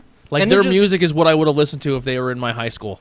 Dude, I haven't played the shop. Like I made a press the artist playlist. Like Everyone's music is fantastic. I'm saying that I love everybody, but You don't have to say that you love everybody. Some people's music sucks. I almost said something. Dude, that I think you just shut off your mic. did it. That because I knew I was gonna say something stupid to be funny, but it would have been funny, but it would have hurt feelings. Yeah, you don't So- need to. I see. I'm a guest. I can come on and just say whatever I want and leave. Dude, I was so close. Oh my god, We'll switch it. That Yingling almost got me in trouble. Oh, that's another good song lyric. That Yingling almost got me in trouble. But okay, I'm just so gonna shut up. outside of those jokes, those guys are lovely people. I love having them on at the coffee shop. I love having them like. Now be I a know what part I was of all gonna those say, things. and I just keep laughing about it in my head because it would have been hilarious, but like it's bad. You can tell me off, Mike. I 100% will. Yeah. So I don't know. I don't even know where to go to because now I can't even like bring it back into like. I feel like I want to anything. throw another band out there that I do like that I can just say it to get it so it's not Condition Oakland. You guys, it was you guys. It wasn't you guys. They're gonna be playing one of those things. They just added like 14 more members. They added another guitar player. It's a long story. I don't know enough details to like court. Pretty soon, Condition Oakland's will become the Trans-Siberian Orchestra. Yeah. It's just going to be 158 members. See, the thing is because Tyler's such a he's such a beautiful artist because he's always looking at the potentials of like what can we do here. And he wants to work with everybody. Right. That's another thing is that Same with my podcast. Tyler has such a big wing, and like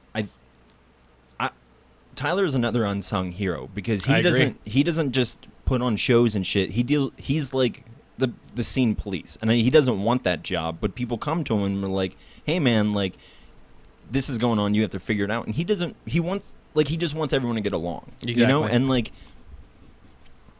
and he's because of his position. I like that kid a lot. He's my best friend. I like you that know, kid a like lot. I prefer getting high in Iowa as a reference to him because when we were this is illegal, but when we were on tour, like smoking weed in Iowa, you know, and it's like that's incredibly illegal, but like fuck, man, let's be alive. Like Yeah. let's be. It feels like when I'm on the road with him, I feel like a Viking, you know, because Yeah. I'm just like we're out here just exploring the wilderness, you Mhm. know, and like it looks like a real. Him and Ted need to do more stuff together, I think. Yeah. Yeah, I mean they really work together really lot. well. I mean, well they're best friends, you know, Yeah. so it's like they're yin and yang. Because I think Tyler is the Ted Hazard of School County, and Ted is the Tyler of Luzerne County. So me and one of my really my best friends who I lived with out in Oregon, Alan Reinert. I always get his last name wrong, and I've literally been best friends with him since high school. But we had this philosophy that in every relationship there will be an anchor and a kite, and there will be. So I don't know if anyone's ever noticed this, but I have a kite tattoo on me, and Alan has an anchor tattooed on him, and it's a reference to that because in our relationship, I am the kite and he's the anchor. And he keeps you grounded. Right. And so I think Tyler... That's me and Heidi. She's definitely the anchor. She keeps me... Oh, I believe that. She puts her roots in the ground. She stays at home, and then I go flying out the front door, and then she's like, time to come home, and she reels me back in. Jamie and I switch it up a lot. Yeah. Yeah, because... we just touched feet again. I'm going to Sorry. just find you. There should be a camera under here, like a foot camera. That would sell on some websites. I had a... You want to start an OnlyFans? Yeah. I watched a podcast one time. There was this is completely off topic, but there's a woman. She is an adult film actress. Her name's Asa Akira, and she's also very fucking good at podcasting. Like, she's just very good at speaking and talking life experiences, but she's very open with her sexuality for obvious reasons. But when she used to do podcasts, they would have because she's literally like people are allowed to walk in and see it. Yeah. But she used to have a cam where she would wear, you know how like I wear t-shirts? Like today I kind of fucking copped out, but where it was just like she would have a pair of panties on, and she'd have a camera underneath the desk. So like there would be like the podcast of everyone's face on the camera, and then there'd be one of the panty cam, and it would be on her crotch. Wow. And it would have like a sponsor on there. Here we go. What do you think about pornography? It's art. Yeah, I mean Do you? It's something.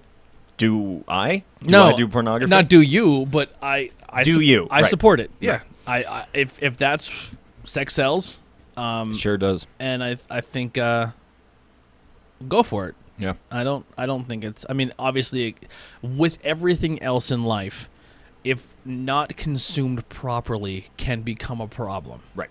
Where if you think that pornography is the way actual sex and relationship and human interaction is, that can be an issue, and that can lead to or like people that just spend too much time watching porn and then aren't actually trying to have intimate relationships. I have come across people in my day that watch a lot of porn, and then when they finally talk to a female, they think that's the way to do it. Right. And that's like... Well, that's where you get guys that are just pigs, because the only thing that they know is just like, hey, look at my knob. So I think...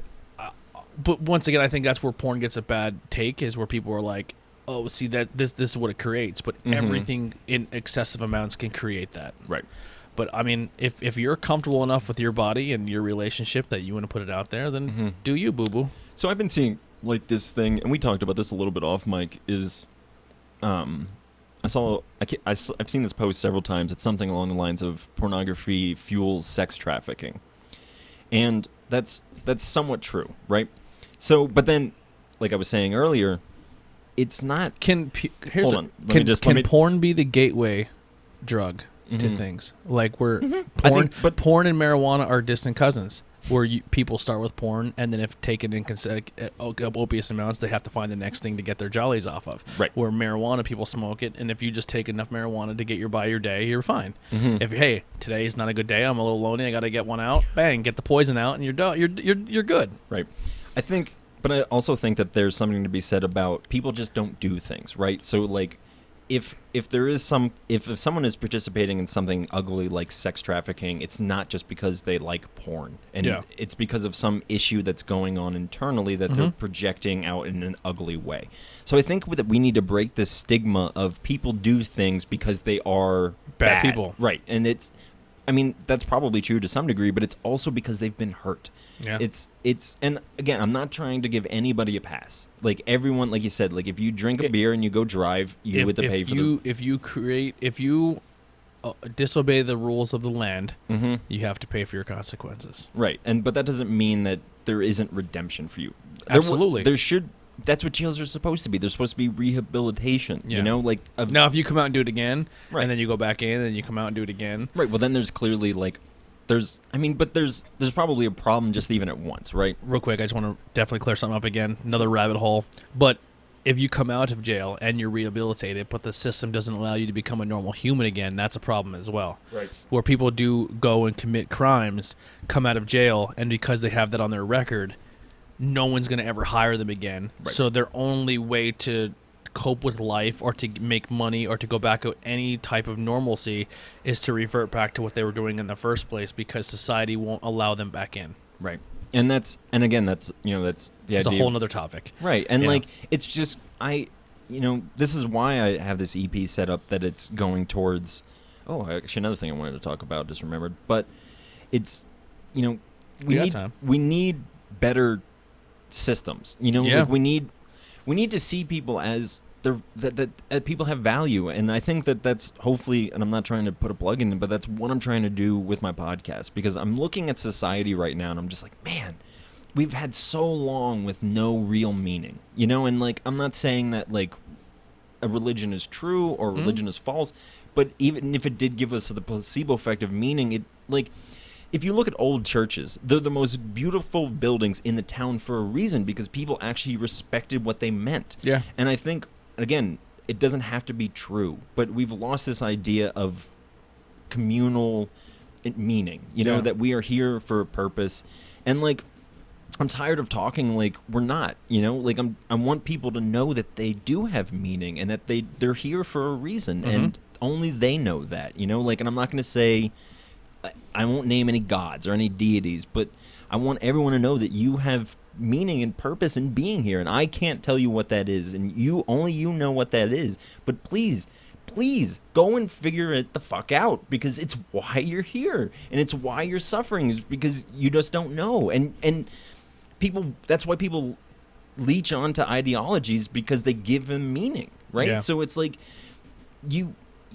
I just can't emphasize it enough, because I see so much of the world's problem is due to lack of meaning. Yeah.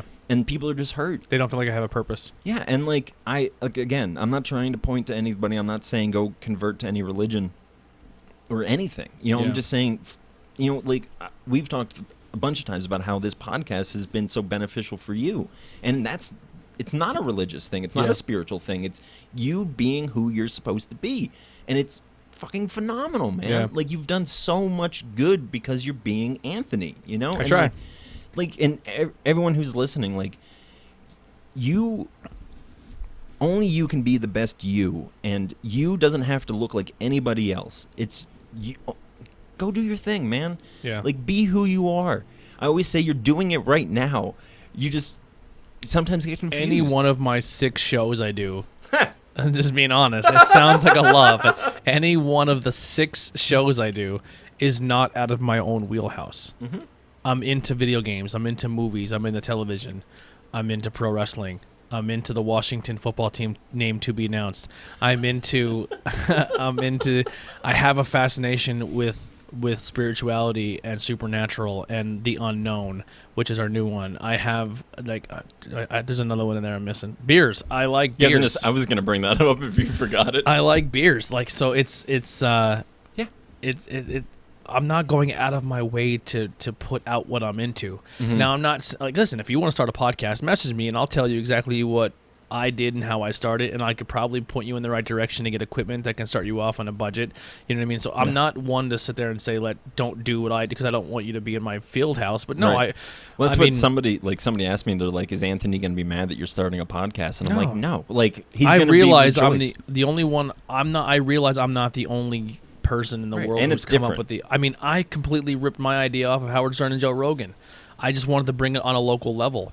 I mean, listen, I'm not trying to fucking once again go to my ego, but I started my podcast. How many other podcasts did you know that came out since I've started mine? Right. And that's good. Right. That's good, because if someone finds a niche and then they can get the same release I get, like, I always say, like, it's good for you to come on and talk your thing, but this is more for me, like, because every time I have somebody on, I get something from it. Right. Like, I kind of, like, once again, the teaspoon, you know what I mean? So every time I sit and have a conversation with somebody, you're teaching me something about myself, or and one of my views that I may have had on a topic last week may be a completely different view next week, because I kind of reassessed the way I thought about things in a second there. You know what I mean? Yeah. So we're all...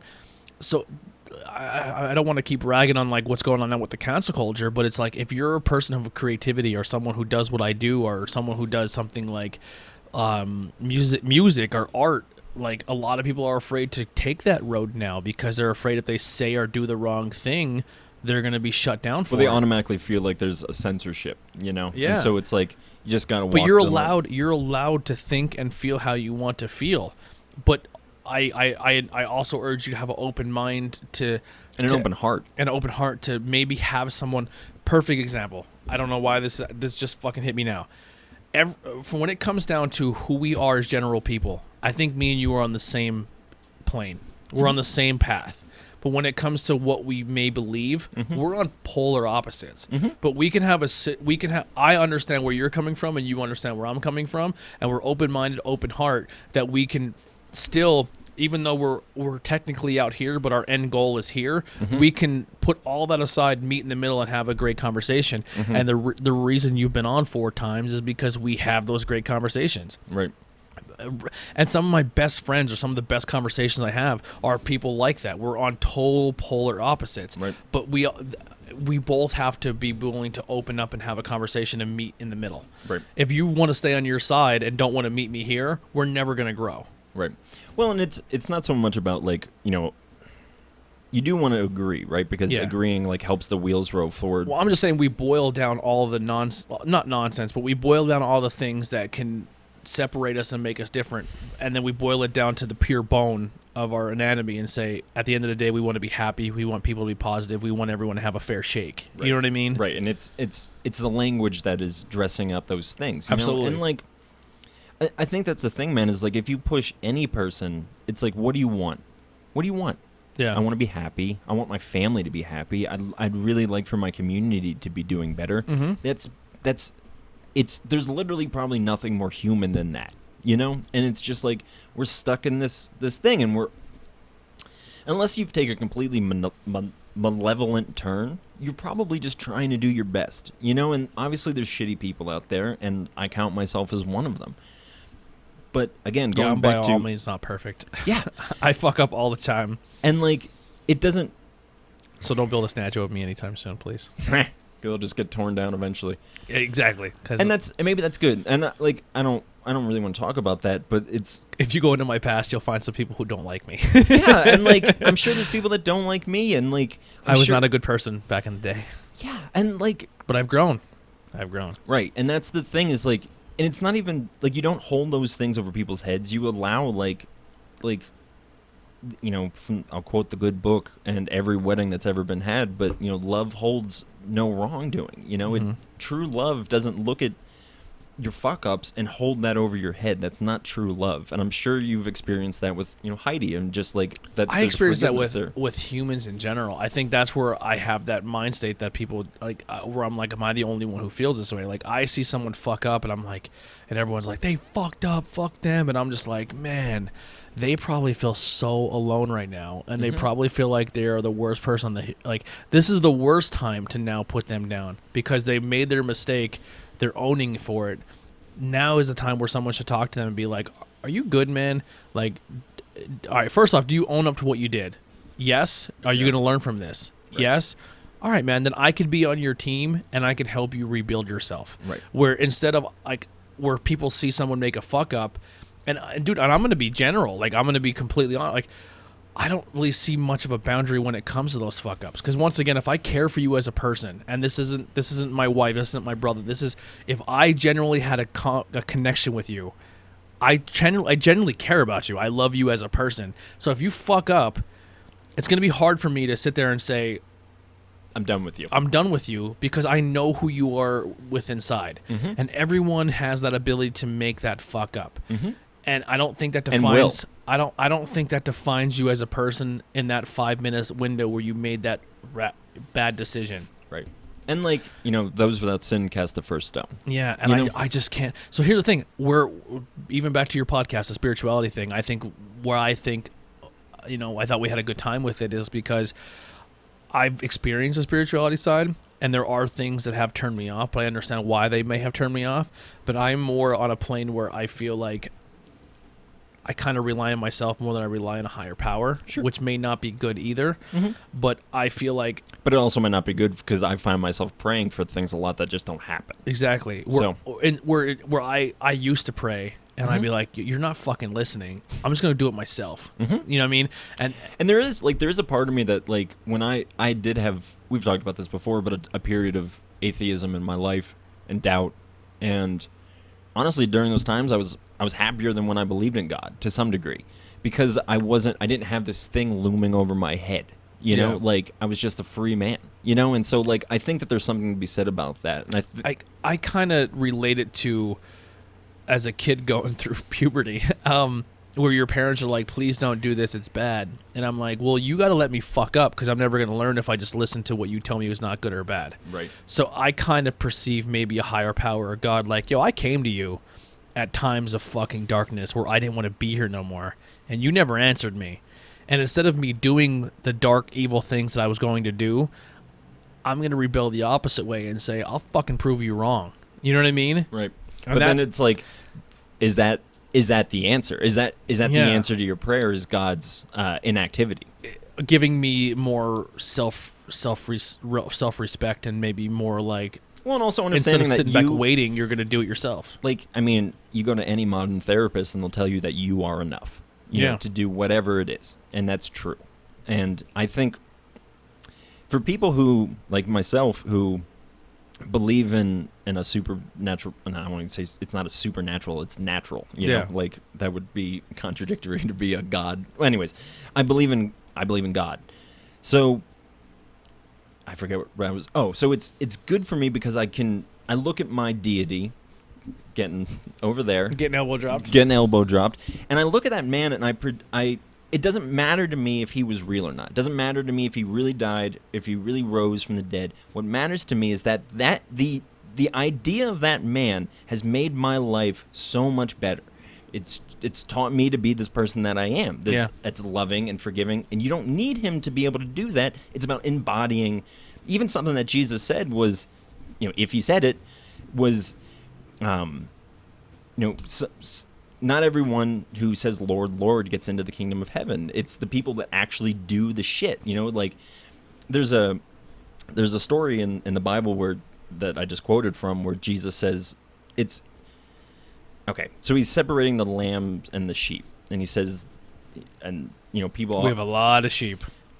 Well, okay, hold on. Well, the sheep are the good ones in this one. Oh, boy. But, well, again, we're taking that context and we're projecting it onto our current... We eat lamb. We don't eat sheep. That's true. Sheep keep us warm, though. They do. So it all belongs. It's all good. Anyways. You all have a place. So in this story, Jesus is condemning religious people because he's saying, you think you're going to get into heaven because you're trying to look good. But the people who are just being good, they're the ones that are actually going to experience God and the kingdom of heaven and bliss and nirvana because they're just doing it. That's how I kind of feel when I go out to public and you see, like, the rich guy in the business suit and you walking with the overalls. You know what I mean? Like, and I'm the same way. I would wear that. Like, I purposely kind of dress in a way where I don't try to perceive myself as anything more than I am. Mm-hmm. So if I walk into a room full of guys with suits and everyone's like looking at me and I'm comfortable in my jeans, right?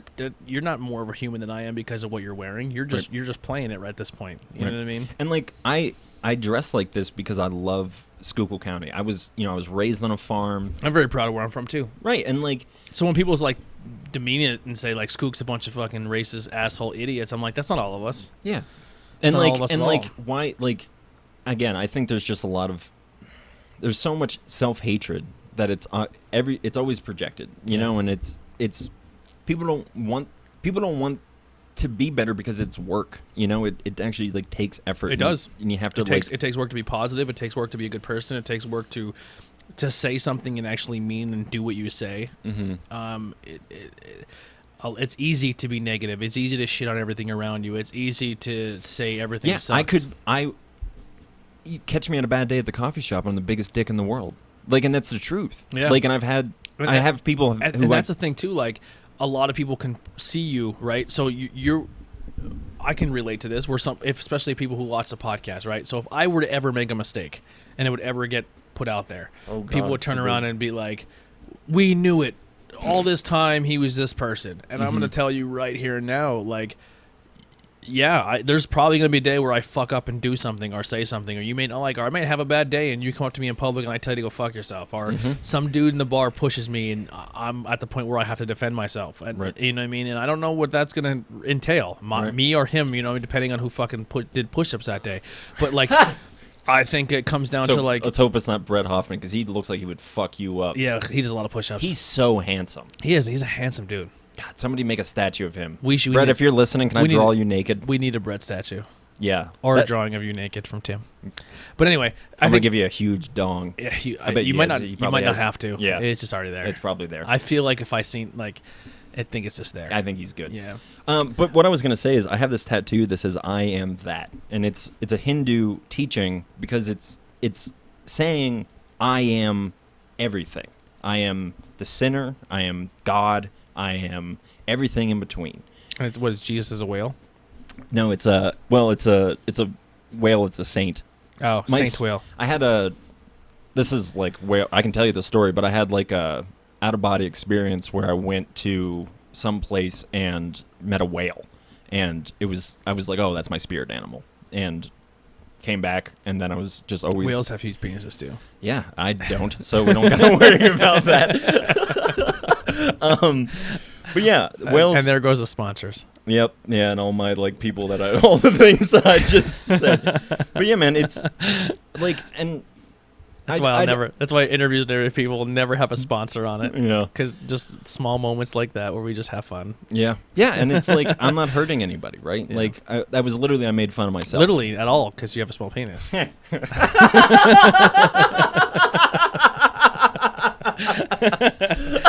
You're comfortable, you know. You're not. Well, like, what can you take from me? Yeah. What, like, not much. I love myself, you know. So it's like, what?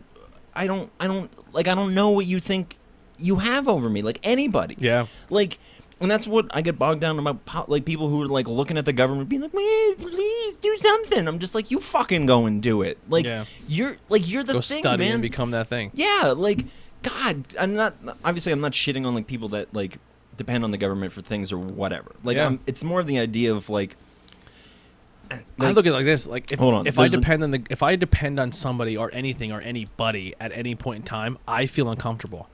So that's just I guess like the leader in me, where I can't follow a pack. Mm-hmm. I have, and if I enter a pack, it's not like and this is like a subconscious thing where like if I enter a group of people. And I have to rely on this group of people to get it done. There's a very high chance, but by the year I'm there, by the end of it, I'm like, if I'm not running, if I have to get to the top of this pack, like because I feel like I can do a better job. Like I want that weight on me a little bit. You know what I mean? Yeah, and I think there's a little bit of a balance, because I do have that similar tendency, and I'm at this place where I'm like, you know, I should be able to do it all. Like I should be able to lead. I have a hard time to delegate. Follow. Yeah. Well, I think the overarching thing is that you don't want to be a burden on anybody. Would that be correct? That if I say to someone like, "Hey, can you do me a favor and go do this?" and I don't know how to do it myself, I feel like I'm asking you to do something I wouldn't do myself. Mm-hmm. So like if it comes down to like the point where it's like I don't know how to physically do this. And I think that's like a big thing with the podcast, like where like I don't know how to do edits, or I don't know how to do this, or I fucking stayed up to 4 a.m. to teach myself how to do it, because like if someone's like, yeah, but see, I think there's a good sign of it, of like how you use that like neurosis to like better yourself. I do think, because I have the same struggle of asking for help, and like because I think I can do everything on my own, and the truth is I probably can't. Like, and I enjoy helping people too. Right. And so it's like, let people enjoy helping you, you know, like, and that goes for everybody. Like, find people in your life who want to help you, you know, like, and surround yourself with those people. Yeah. Like, don't surround yourself with people that see you as a competition or whatever, or try to be better than you, or want to compare themselves with you. Surround yourself with people that see the real you, and want to champion that and bring it out. And obviously, you know, there's shit around there, there's trauma, whatever it is. It's past that. It's like you were saying, it's the grain of salt in everybody. It's the light that like everyone has, and you just got to find it, and you got to be able to see people from that perspective. Yeah. I'll sift through I'll sift through a garbage person, and I don't mean that in like I'll sift through the negative in you for hours to find that one piece of light, and then I'll get criticized like from other people, like family or friends, or even Heidi is sometimes like, why do you still associate yourself with that person? And I'm like, because they're like, they're not good for you. And I'm like, I know, but there's something in there that is. And I have a hard time giving up on people. That's because you're a helper and a healer. Yeah. Yeah. I have a really hard time giving up. Even if someone has done me wrong 100 times, I will fucking keep going back and putting myself in a mental spot where I don't want to be to find that one good quality. Well, I will say, people do need boundaries, and I think boundaries help people who need help grow, because it's showing them that you aren't going to do everything for them. Yeah. And so it's giving them the space to be like, listen, like, you're gonna have to pull up like your own pants at some point, like you have to. And that wasn't like, I'm just saying, like, everyone has Put your big boy pants on, right? And like, everyone needs to be able to like help themselves. Like we were talking about earlier about the idea of praying or whatever. It's like, it doesn't matter how you get to this point. I was actually thinking about one of my favorite quotes earlier today. There's this book called Zen and the Birds of Appetite, written by Thomas Merton, who was a Catholic monk, and the book was it was letters of him trying to compare Zen Buddhism and Catholicism. And he says, he's like, doctrinally, these are two worlds apart, but that doesn't matter if the phenomenon is the same, right? You boil it down to that center line. Right. So it's like, if I have to go home and meditate and pray for me to be able to go out and be light and love, good. If you have to do this, to play video games, watch wrestling, whatever it is, I even read comic books that help me be a better person. I think comic books fucked me up though. Really? Yeah, I think I was taught the Bible at the same time I was taught superheroes. Sure. So like the nuns would bring me in and teach me the Bible, but they tried to do it. This nun was actually a genius, where she's like, all right, this kid's into pro wrestling and he's into fucking superheroes and Power Rangers and Ninja Turtles. So she's like, if I can teach him the parts of the Bible that are similar to that and connect the two, and I think like that's where I was like, shit, like God is Superman and then Jesus is Batman. You know what I mean? Where like one's a god and one's a human just trying to make the things right while he's here. You know what I mean? Yeah. So I don't know. Well, and like, it doesn't matter. But every superhero realized like there may be a higher power, but I need to do what I have to do right now I have to physically make this a better place. Right. And they again, put the burden on their shoulders. Yeah. And it's like, I think Paul, something that's said in the Bible by one of the first, Paul, I don't know if you're familiar with Paul. He wrote like, I just watched the movie with the alien. Did you see that one? No. What? With Simon Pegg and his friend, the British guys go and they find an alien, and it's voiced by Seth Rogen, and his name is Paul. Oh, okay. Yeah. No, it wasn't that guy. Yeah. Paul might have been an alien though. He might have been. Yeah. We don't know. We weren't there. We'll talk about that on some other podcast. Yeah, truth be known. Dude, okay. So let's put a peg in this, and we don't have to go back to it now. We're just kind of bullshitting. There's this book that I think everyone, you don't have to read this because there's probably a little chance that this is true, but it's a crazy ass book to read. It's called Sacred Mushroom and the Cross. And the idea is that Judaism and Christianity were both birthed out of fertility cults that had mushroom rituals, and that all of the biblical characters are representative of either a mushroom or something, an entity met on a mushroom trip. Well, there's people who take there's people who take DMT or take certain psychoactive drugs, and there's people who never met, never talked, never anything, and they take the same drug, and they meet this being, and this being tells them things, and then they come back and record it, and these two people have the same exact story. Right. So there's theories that there's certain spots of your mind where you're able to tap into things that you didn't even, like, our human body and our human mind is so powerful that we don't even know what we're capable of. Right. But we're always kept under a thumb of what you can and can't do. Right. And like, yeah, and we talked about that on the podcast as well last episode. Sure. Crazy. And it's so, again, like, going back to like the book or like superheroes, like there's some truth behind it. Yeah, and it's not truth as in like Or some it's moral value. It's not scientific truth, it's moral truth, Yeah. right? So it's like, is it better to love your neighbor or is it better to not love your neighbor? That's a question, you know? Yeah. And so like I think if you would look for like for yourself, for your family, and for the future, it's probably better for you to love your neighbor. Yeah. Right? And like, but then the question is, what does it mean to love your neighbor? So that's where you need myth and metaphor, because it's about wisdom, not knowledge. Wisdom is the embodied, knowledge is just information, right? So science is knowledge. And there is like obviously practical uses of science and and For those who are watching and listening, Tim said "duh" and pointed at the mic, and I messed with the cord. Yeah, sorry, I forgot there's. But I love myth and metaphor, man. So, like I said, like it doesn't matter to me if that guy's real, you know, because Macho Man, he was 100% real. yeah, I've seen him. Yeah. Oh God, I wish you did such a good impression of him that now I'm just like shy and like just can't do it. It's fine. Anyway, Well, he has two impressions. So when he starts his interview, he starts real low when he gets down here. And then it gets crazy, and it goes up here, and the Macho Man Randy Savage, and then, and then he brings it down. And he goes, Jack Tunney, I'm going to be really angry with you right now. And then yeah. But even if you look at pro wrestling, what is it? It's good versus evil. And right? I'm on top of the microphone when I do this. Mm-hmm. He would do interviews, and the guy would be holding the mic at his own waist, and he found a way to project that deep sound whisper into the. He's a genius. No, I mean he's an incredible performer, right? Yeah. And like again, going back, I don't think that we as humans can escape the conundrum of good versus evil, because we're so faced with it every day. Every act that we participate in, how we treat other people. It just seems like that's where our mind has to go. Right, and well, because I think our mind dwells in duality, right? So it's either good or it's bad, or it's either right or it's wrong. And obviously, I think a mature person can understand that there's a world of nuance in there, and that's the place that like. It's okay to put your peg down and believe things, but it's good. It's better to be able to understand that people will have different perspective, people will have different beliefs from you, all those things. Yeah. You know? But I do think that we are at just, I don't know. I don't know what humanity needs right now, but all I know is that I've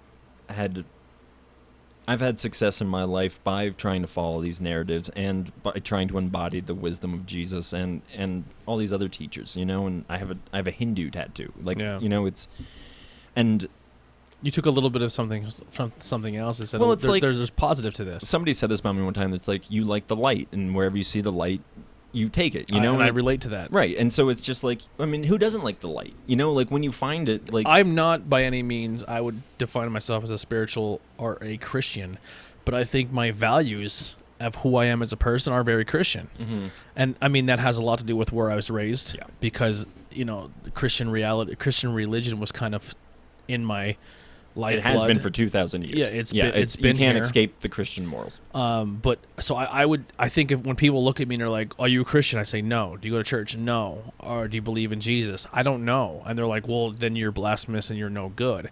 And then I look at them and I'm like, you don't hold a candle. And this is not me judging, but like, you don't hold a candle to what I would do. Mm-hmm. Like, and I'm not trying to go back to like, look how awesome I am, but like, if you took most Christians in that situation, most white Christians in that situation, and a black man stranger comes up to them and says, "Would you give me a ride, please? I don't know you." Yeah, they would walk the fuck away from him, right? Or call like an ambulance or something like that. But they. If that, right, sure, but they would try to. But they would turn around. They would turn around and look at me and say, because I don't agree what they believe, that I'm a bad person, and I'm like, you don't fucking know me. You know what I mean? Like, right. Well, and also like, I'm just. All right, here we go. You took a little old white lady and you put her in my situation at the time. She's fucking running, right, for the most part. I think. I find myself being like, what if Christianity actually manifested as it was supposed to, right? So like you have these people you have early Christians who were dying, like they were literally being murdered in Rome, not because of they were preaching or like trying to like do any, like they weren't like being like let's change the laws or whatever, but they were being persecuted because they were saving dying babies. Yeah. They were doing things that weren't culturally appropriate. And, children were left out. What Jesus was doing. Right. I mean, if you kind of look at Jesus' story, he was kind of an anarchist. Mm-hmm. Where if you looked at him in today's times and you said, are you a savior? Are you the son of God? Are you a Christian? Jesus didn't go to church on Sundays. Jesus didn't hang out with people from the church. He didn't go out and put himself around people who were always the positive people. Mm-hmm. He found the people that had a lot of darkness in their life and tried to, like what we're talking about, find that light within them and try to make them a better person. Mm-hmm. And that better person may, and if he turned around and said, hey, this is what I do, I'm the son of God, here's this religion, let's work together and you could be a better person. If that person said, you know what, man, I'm not into all that, but thank you for making me a better person. And that person went and then fucking carried it on to somebody else, but maybe didn't bring the message of Christ with them, but just that positivity and goodness. Mm-hmm. That's a win. Right. And that's how Jesus seen it. You know what I mean? Right. There's stories in the Bible of him having that same mentality. Like there's. But don't get me wrong. Jesus walked into. He used to walk into places and flip a table over as well and say like, "Yeah, what the fuck are you guys doing?" But what was he doing in the name of it was the name of a belittling of God. Yeah. So that's where his anger came out, because he's like, listen, you're supposed to represent, and this is how I feel about Christians. He was more angry with the people who are saying that they're doing the right thing, but not. And not being angry at the people that he feels are like. So that I think that's what Christians do. A lot of, and this is what kind of turns me off to religion and why I bond so well with you, is because I feel like I'm not a Christian, but I'm very Christ-like, and I feel you're the same way. Where Jesus will walk up into a church and see all these people, and they'll be like, "We hate the gays, we hate this," and then you fucking flip a table over. Like, that's not what you're fucking here for. Right. You're not here to judge. You're here to find the good in people. Right. And then he leaves the church and goes to a brothel and says, hey, you may be doing things that are culturally... I found the children of God. Exactly. And says, here's the people that are actually doing the Lord's work, but they don't have the positivity or Sure. they don't have value in themselves. Right. And I think, like, I see so many... I won't say see so many. I see some people being like, it's bullshit that churches can't get together, but people can do whatever. And I understand that. But listen, I'm saying this with all the love in my heart. Fuck your church if it means just your church. Yeah. That's not what Christianity is about. Christianity is about fucking dying on a cross. That's what it's about. That's our central figure, is a man whose love... And it was killed by people that were praising a higher power. Right. Who were like, I love God. God's the best. Fuck this guy. And like... It's insane to me that during this time Christians are like, oh, wow, my churches are closed. And I'm like, do you not understand? There's thousands of them. Well, and there's so much other more important shit going on. Like, what if you actually just embodied Christ? That's it. Just go out and just love people. Like, one of the disciples, John, when towards the end of his life, his last sermons were just, he was actually the guy who wrote Revelation. And like, he has this, crazy insight into God and to history and all this shit. And it just comes down to love each other. Yeah. Little children. Love each other. That's all he would say. Just love each other. Can you just do that? Mm-hmm. Can you just go out into your community and just love? Just love. And like, that doesn't mean saying yes to everything that a person is. Obviously, like you don't let a person get away with murder, right? So it's like, but the idea that doesn't mean that there isn't a way to find love and to be able to express to that person that they do have value and that they can be redeemed above these things. And I think we need redemption stories, man. Like, and we love them. Like, we love being able to see, like, I mean, how many fucking American Idols do you need to watch of a person that's like, I got hit by a train when I was 3, and now now I sing. Now I sing, and you're just like, yeah! Like, I got hit by a train, and now I speak Spanish, and I was never taught it. And it's like, wow, that's amazing. Honestly, that's what interviews was supposed to be, was like redemption stories and stuff, and I do realize how hard it is to get those in our community, because we have a lot of people who are very like, I don't want to tell who I really am or what I went through, because people are going to judge me because we live in a small community. Right. And I really appreciate the people who are willing to do that in the early stages of this podcast. So I had a comment from a close friend who said, you're talking about your interviews with everyday people, but all you interview is musicians or artists or people with businesses. I'm like, well, that's the people who approach me. Mm-hmm. I'm not. If you want, you saying that, do you want to come on the show? Right. Well, who am I? I have no story. Right. Sure you do. Right. You just don't have value in your story. Right. You Or you just don't see it yet. Or you just don't see it yet. So a lot of it is a lot of people, and there's people who have been on the podcast who didn't know they had the value in the story, and then they come on and do it, and it's like, oh fuck, I have purpose now. Are we physically talk about it, and then they leave and they're like, dude, I'm gonna do some shit now. You know what I mean? Like, I've had people come on the show, musicians, and say I had a negative connotation about things, and after they left, they're like, I want to look at things differently now. You know what I mean? Like, and if you can be that light in someone's world, if you could be a small flicker of light in a room full of darkness, you can change things. And you don't. And what I always say, like with this podcast or with your podcast, because we're both on the same message but two different. Once again, we're way out here, but our center line is here. It takes work to be positive. Yep. If you surround yourself with a bunch of people who are negative, if you surround yourself with people who are not that, I don't say run away from them, but maybe separate yourself so you get yourself right, and then you can go back to those people and say, you know, how can I? So you're in a room full of darkness and negativity and depression and sadness, and you're like, man, we're only feeding off each other. Then you separate yourself, because I've done this with friends and family and other things as well. And you separate yourself, and you go and you teach yourself, and you learn yourself, and you make yourself a better person, and you strengthen your sword, and you sharpen your iron. You get a better shield, and you make yourself a more well-rounded individual, and you make your mind better. And then you enter that darkness again, knowing that you're going into darkness. You're battle ready. I guarantee you, the people who are in your life, and you don't even have to preach to them. You just be who you are now, and people will gravitate to you and want to change without you even saying anything. Right. I know that you're saying that simply because I know that you're saying this because I've had the same experience of people coming up to you and just being like, "Oh my God, I've like just instilling a bunch of positive things that they're attributing to you, and just being like, I literally did nothing for you, and somehow like you're pointing back to me and being like, you helped me do this and blah blah blah blah blah," and I'm just like, I fucking just spewed shit, like, and I just talked about like thoughts that I have, and I was nice to you, you know, like, and I tried to love you, and I tried to treat you like I would treat that man, you know, like it's, I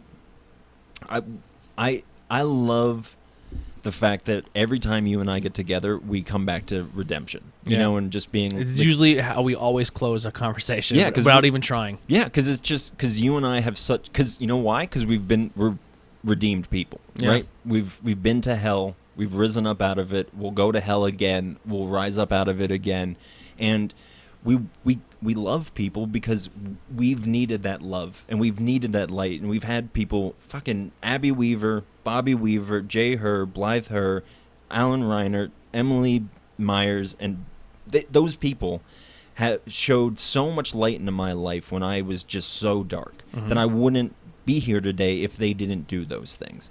And they didn't do it with me, you know. It was during a time when I walked away from Christianity, and when I was cursing God, literally, you know, and like, and they didn't see that. They saw the man who was hurting underneath all those things, and they were just like, listen, I'm just here to love you, you know, like, you don't have to believe in God for me to love you. And I'm saying that to everyone. I'm saying it to you, you know, like, I'm going to love you regardless because I fucking love you, you know, like, and that's just what flows out of me. It like, for you, you know, and like, I'm not that way for everybody. We're friends, you know, like, so we've had time to build that. But man, when I love a person, and the same as you were saying earlier, it's just like, there's nothing.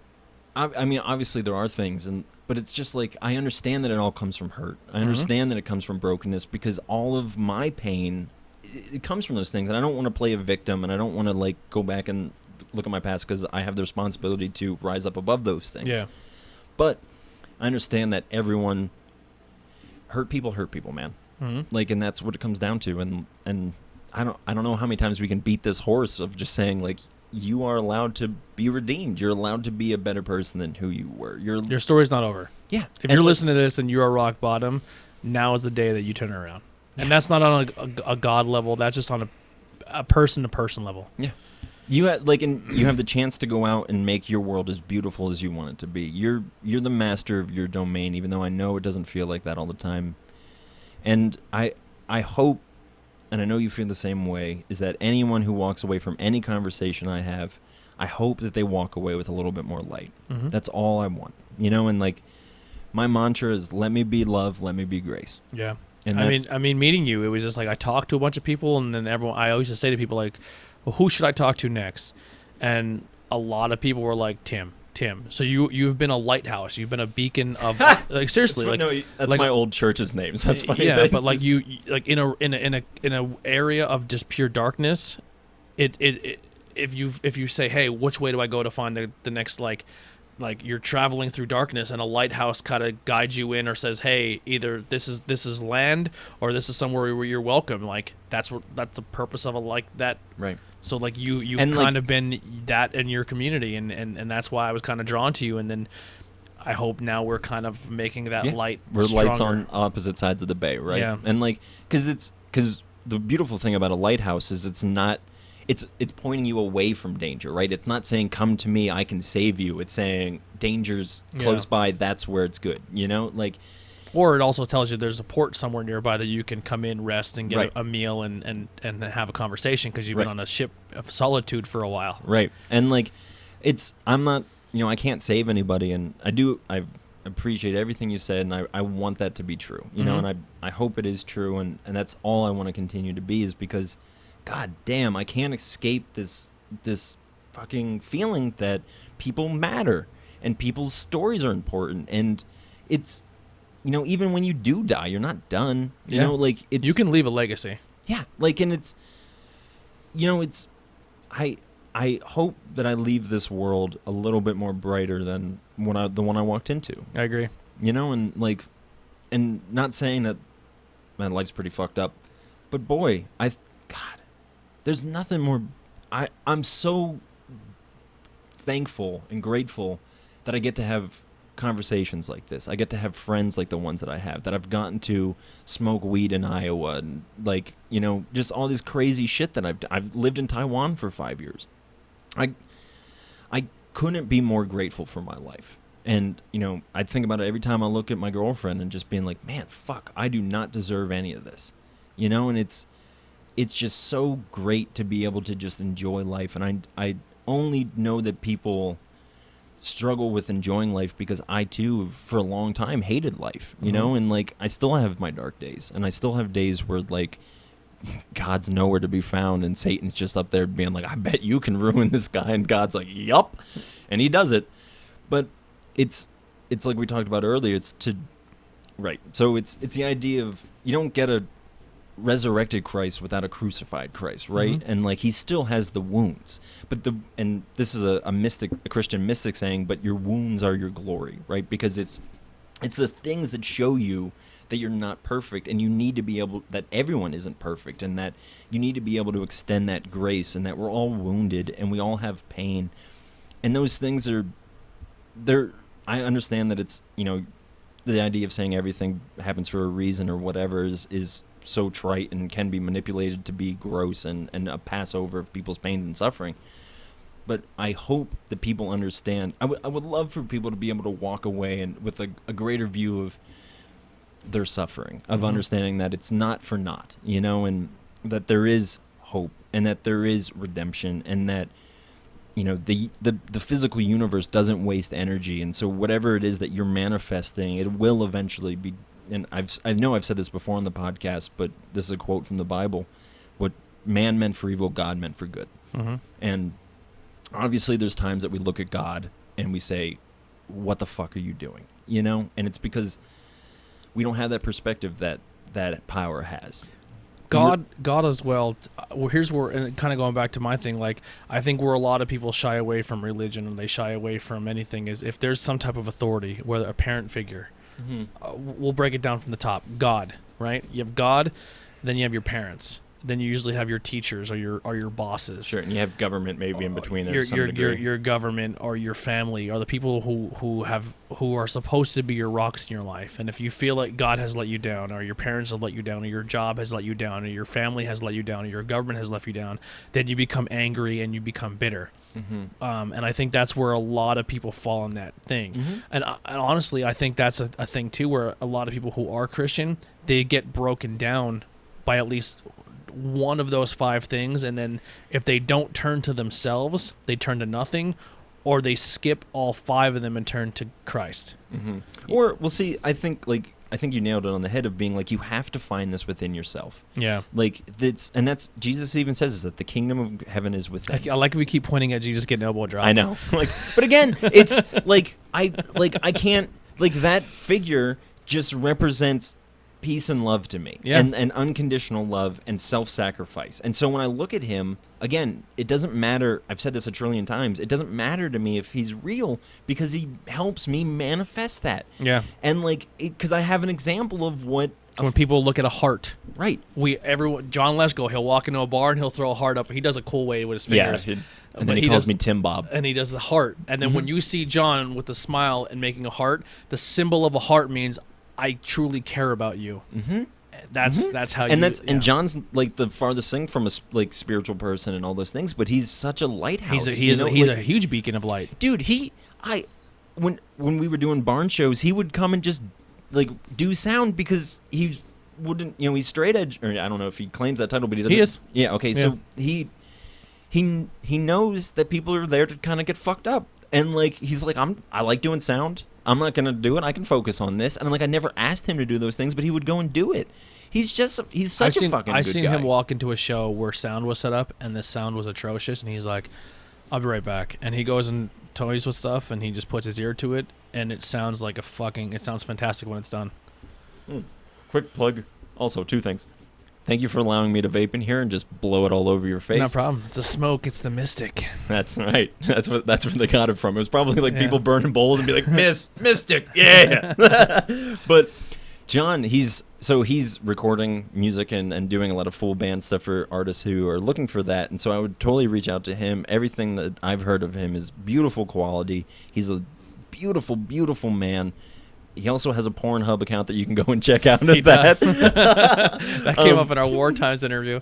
Yeah. Well, he is a beacon of light, we'll say. Yeah. He's got a beacon on him. Oh, my God, he does. Good for you, man. You are the fucking shit. Yeah, it's so great to be surrounded by so many lovely people. That's a good thing, too. He's a perfect example of everything we kind of, like, not even redemption, but just, like, you carry your light and you don't give a fuck what people think around you. Right. Like, and that's so if you think he's a bad person because he does that, you don't know that person at all. Right. Because he would give the shirt off his back to you. Yes. He would. I mean, more than that. You know, like he's just wonderful. You know, and like same with Brett, Liam, like all these guys, they're great people. Tyler, like I can't stop singing the praises of these people because I see the shit that they're trying to overcome. Right. Like, and I've known people post about this on Facebook, and you see these things of like, remember that everyone is going through shit. Right, and it's true, dude. It is. There's times where like I will get mad at somebody, and I'd be like, "What the fuck are they doing?" And then I'm like, "Stop. Maybe they're having a bad day. Don't perceive them as that person because they had a bad day and maybe you blew up on each other or you just because you typed to each other on the phone and they perceived the way you typed it as you were being sarcastic or angry and then you perceived it differently and then it spiraled. Mm-hmm. That's why I usually call.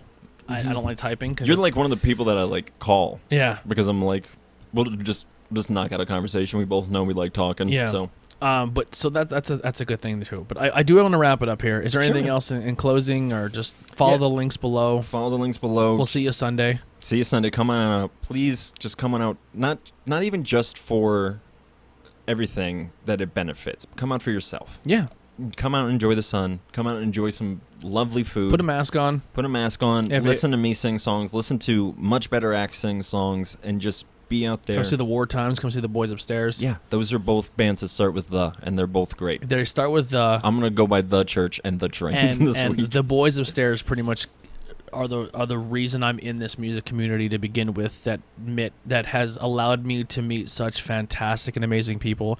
So a lot of what I do and who I am as a person, I attribute to the Boys Upstairs and Steve and Dave and all that group of people. And then the War Times is like another younger group, much younger than me. Like I feel weird sometimes. Like you ever sit back and you're like I've been hanging out with like Billy and Tori and Max and I'm like, you guys are fucking fresh 20-year-old kids and I'm 33. Like in any other realm this would be weird, but we just respect each other for our art. Right.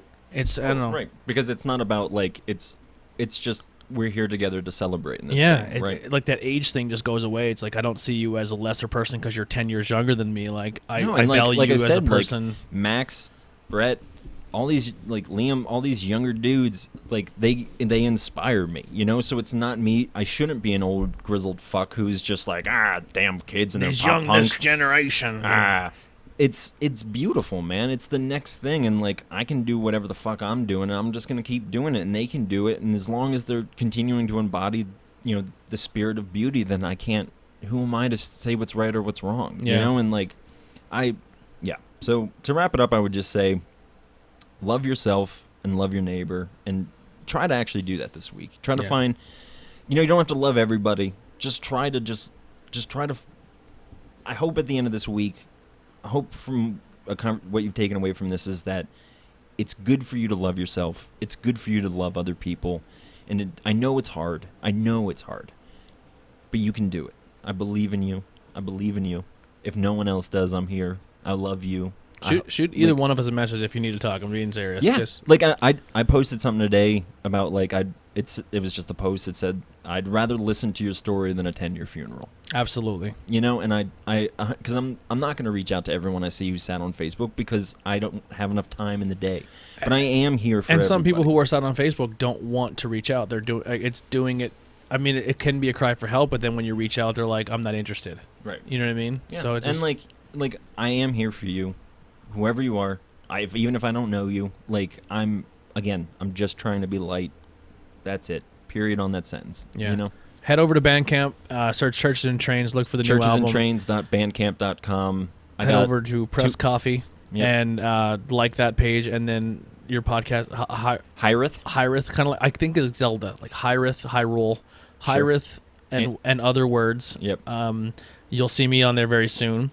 And Hyrith means to be homesick for a place that you've never been before. Yeah. And so that's what that's about. And other words means other things we'll talk about. Yeah. And go grab a Interviews with Everyday People t-shirt. Yeah. And because there's nothing that makes me more happy is when I walk down the street and I see someone wearing my swag. Dude, I like it's the I've talked about this before. When I seen Ted on the podcast on the stream wearing the interview shirt, I was like, oh my god, that made my day so much.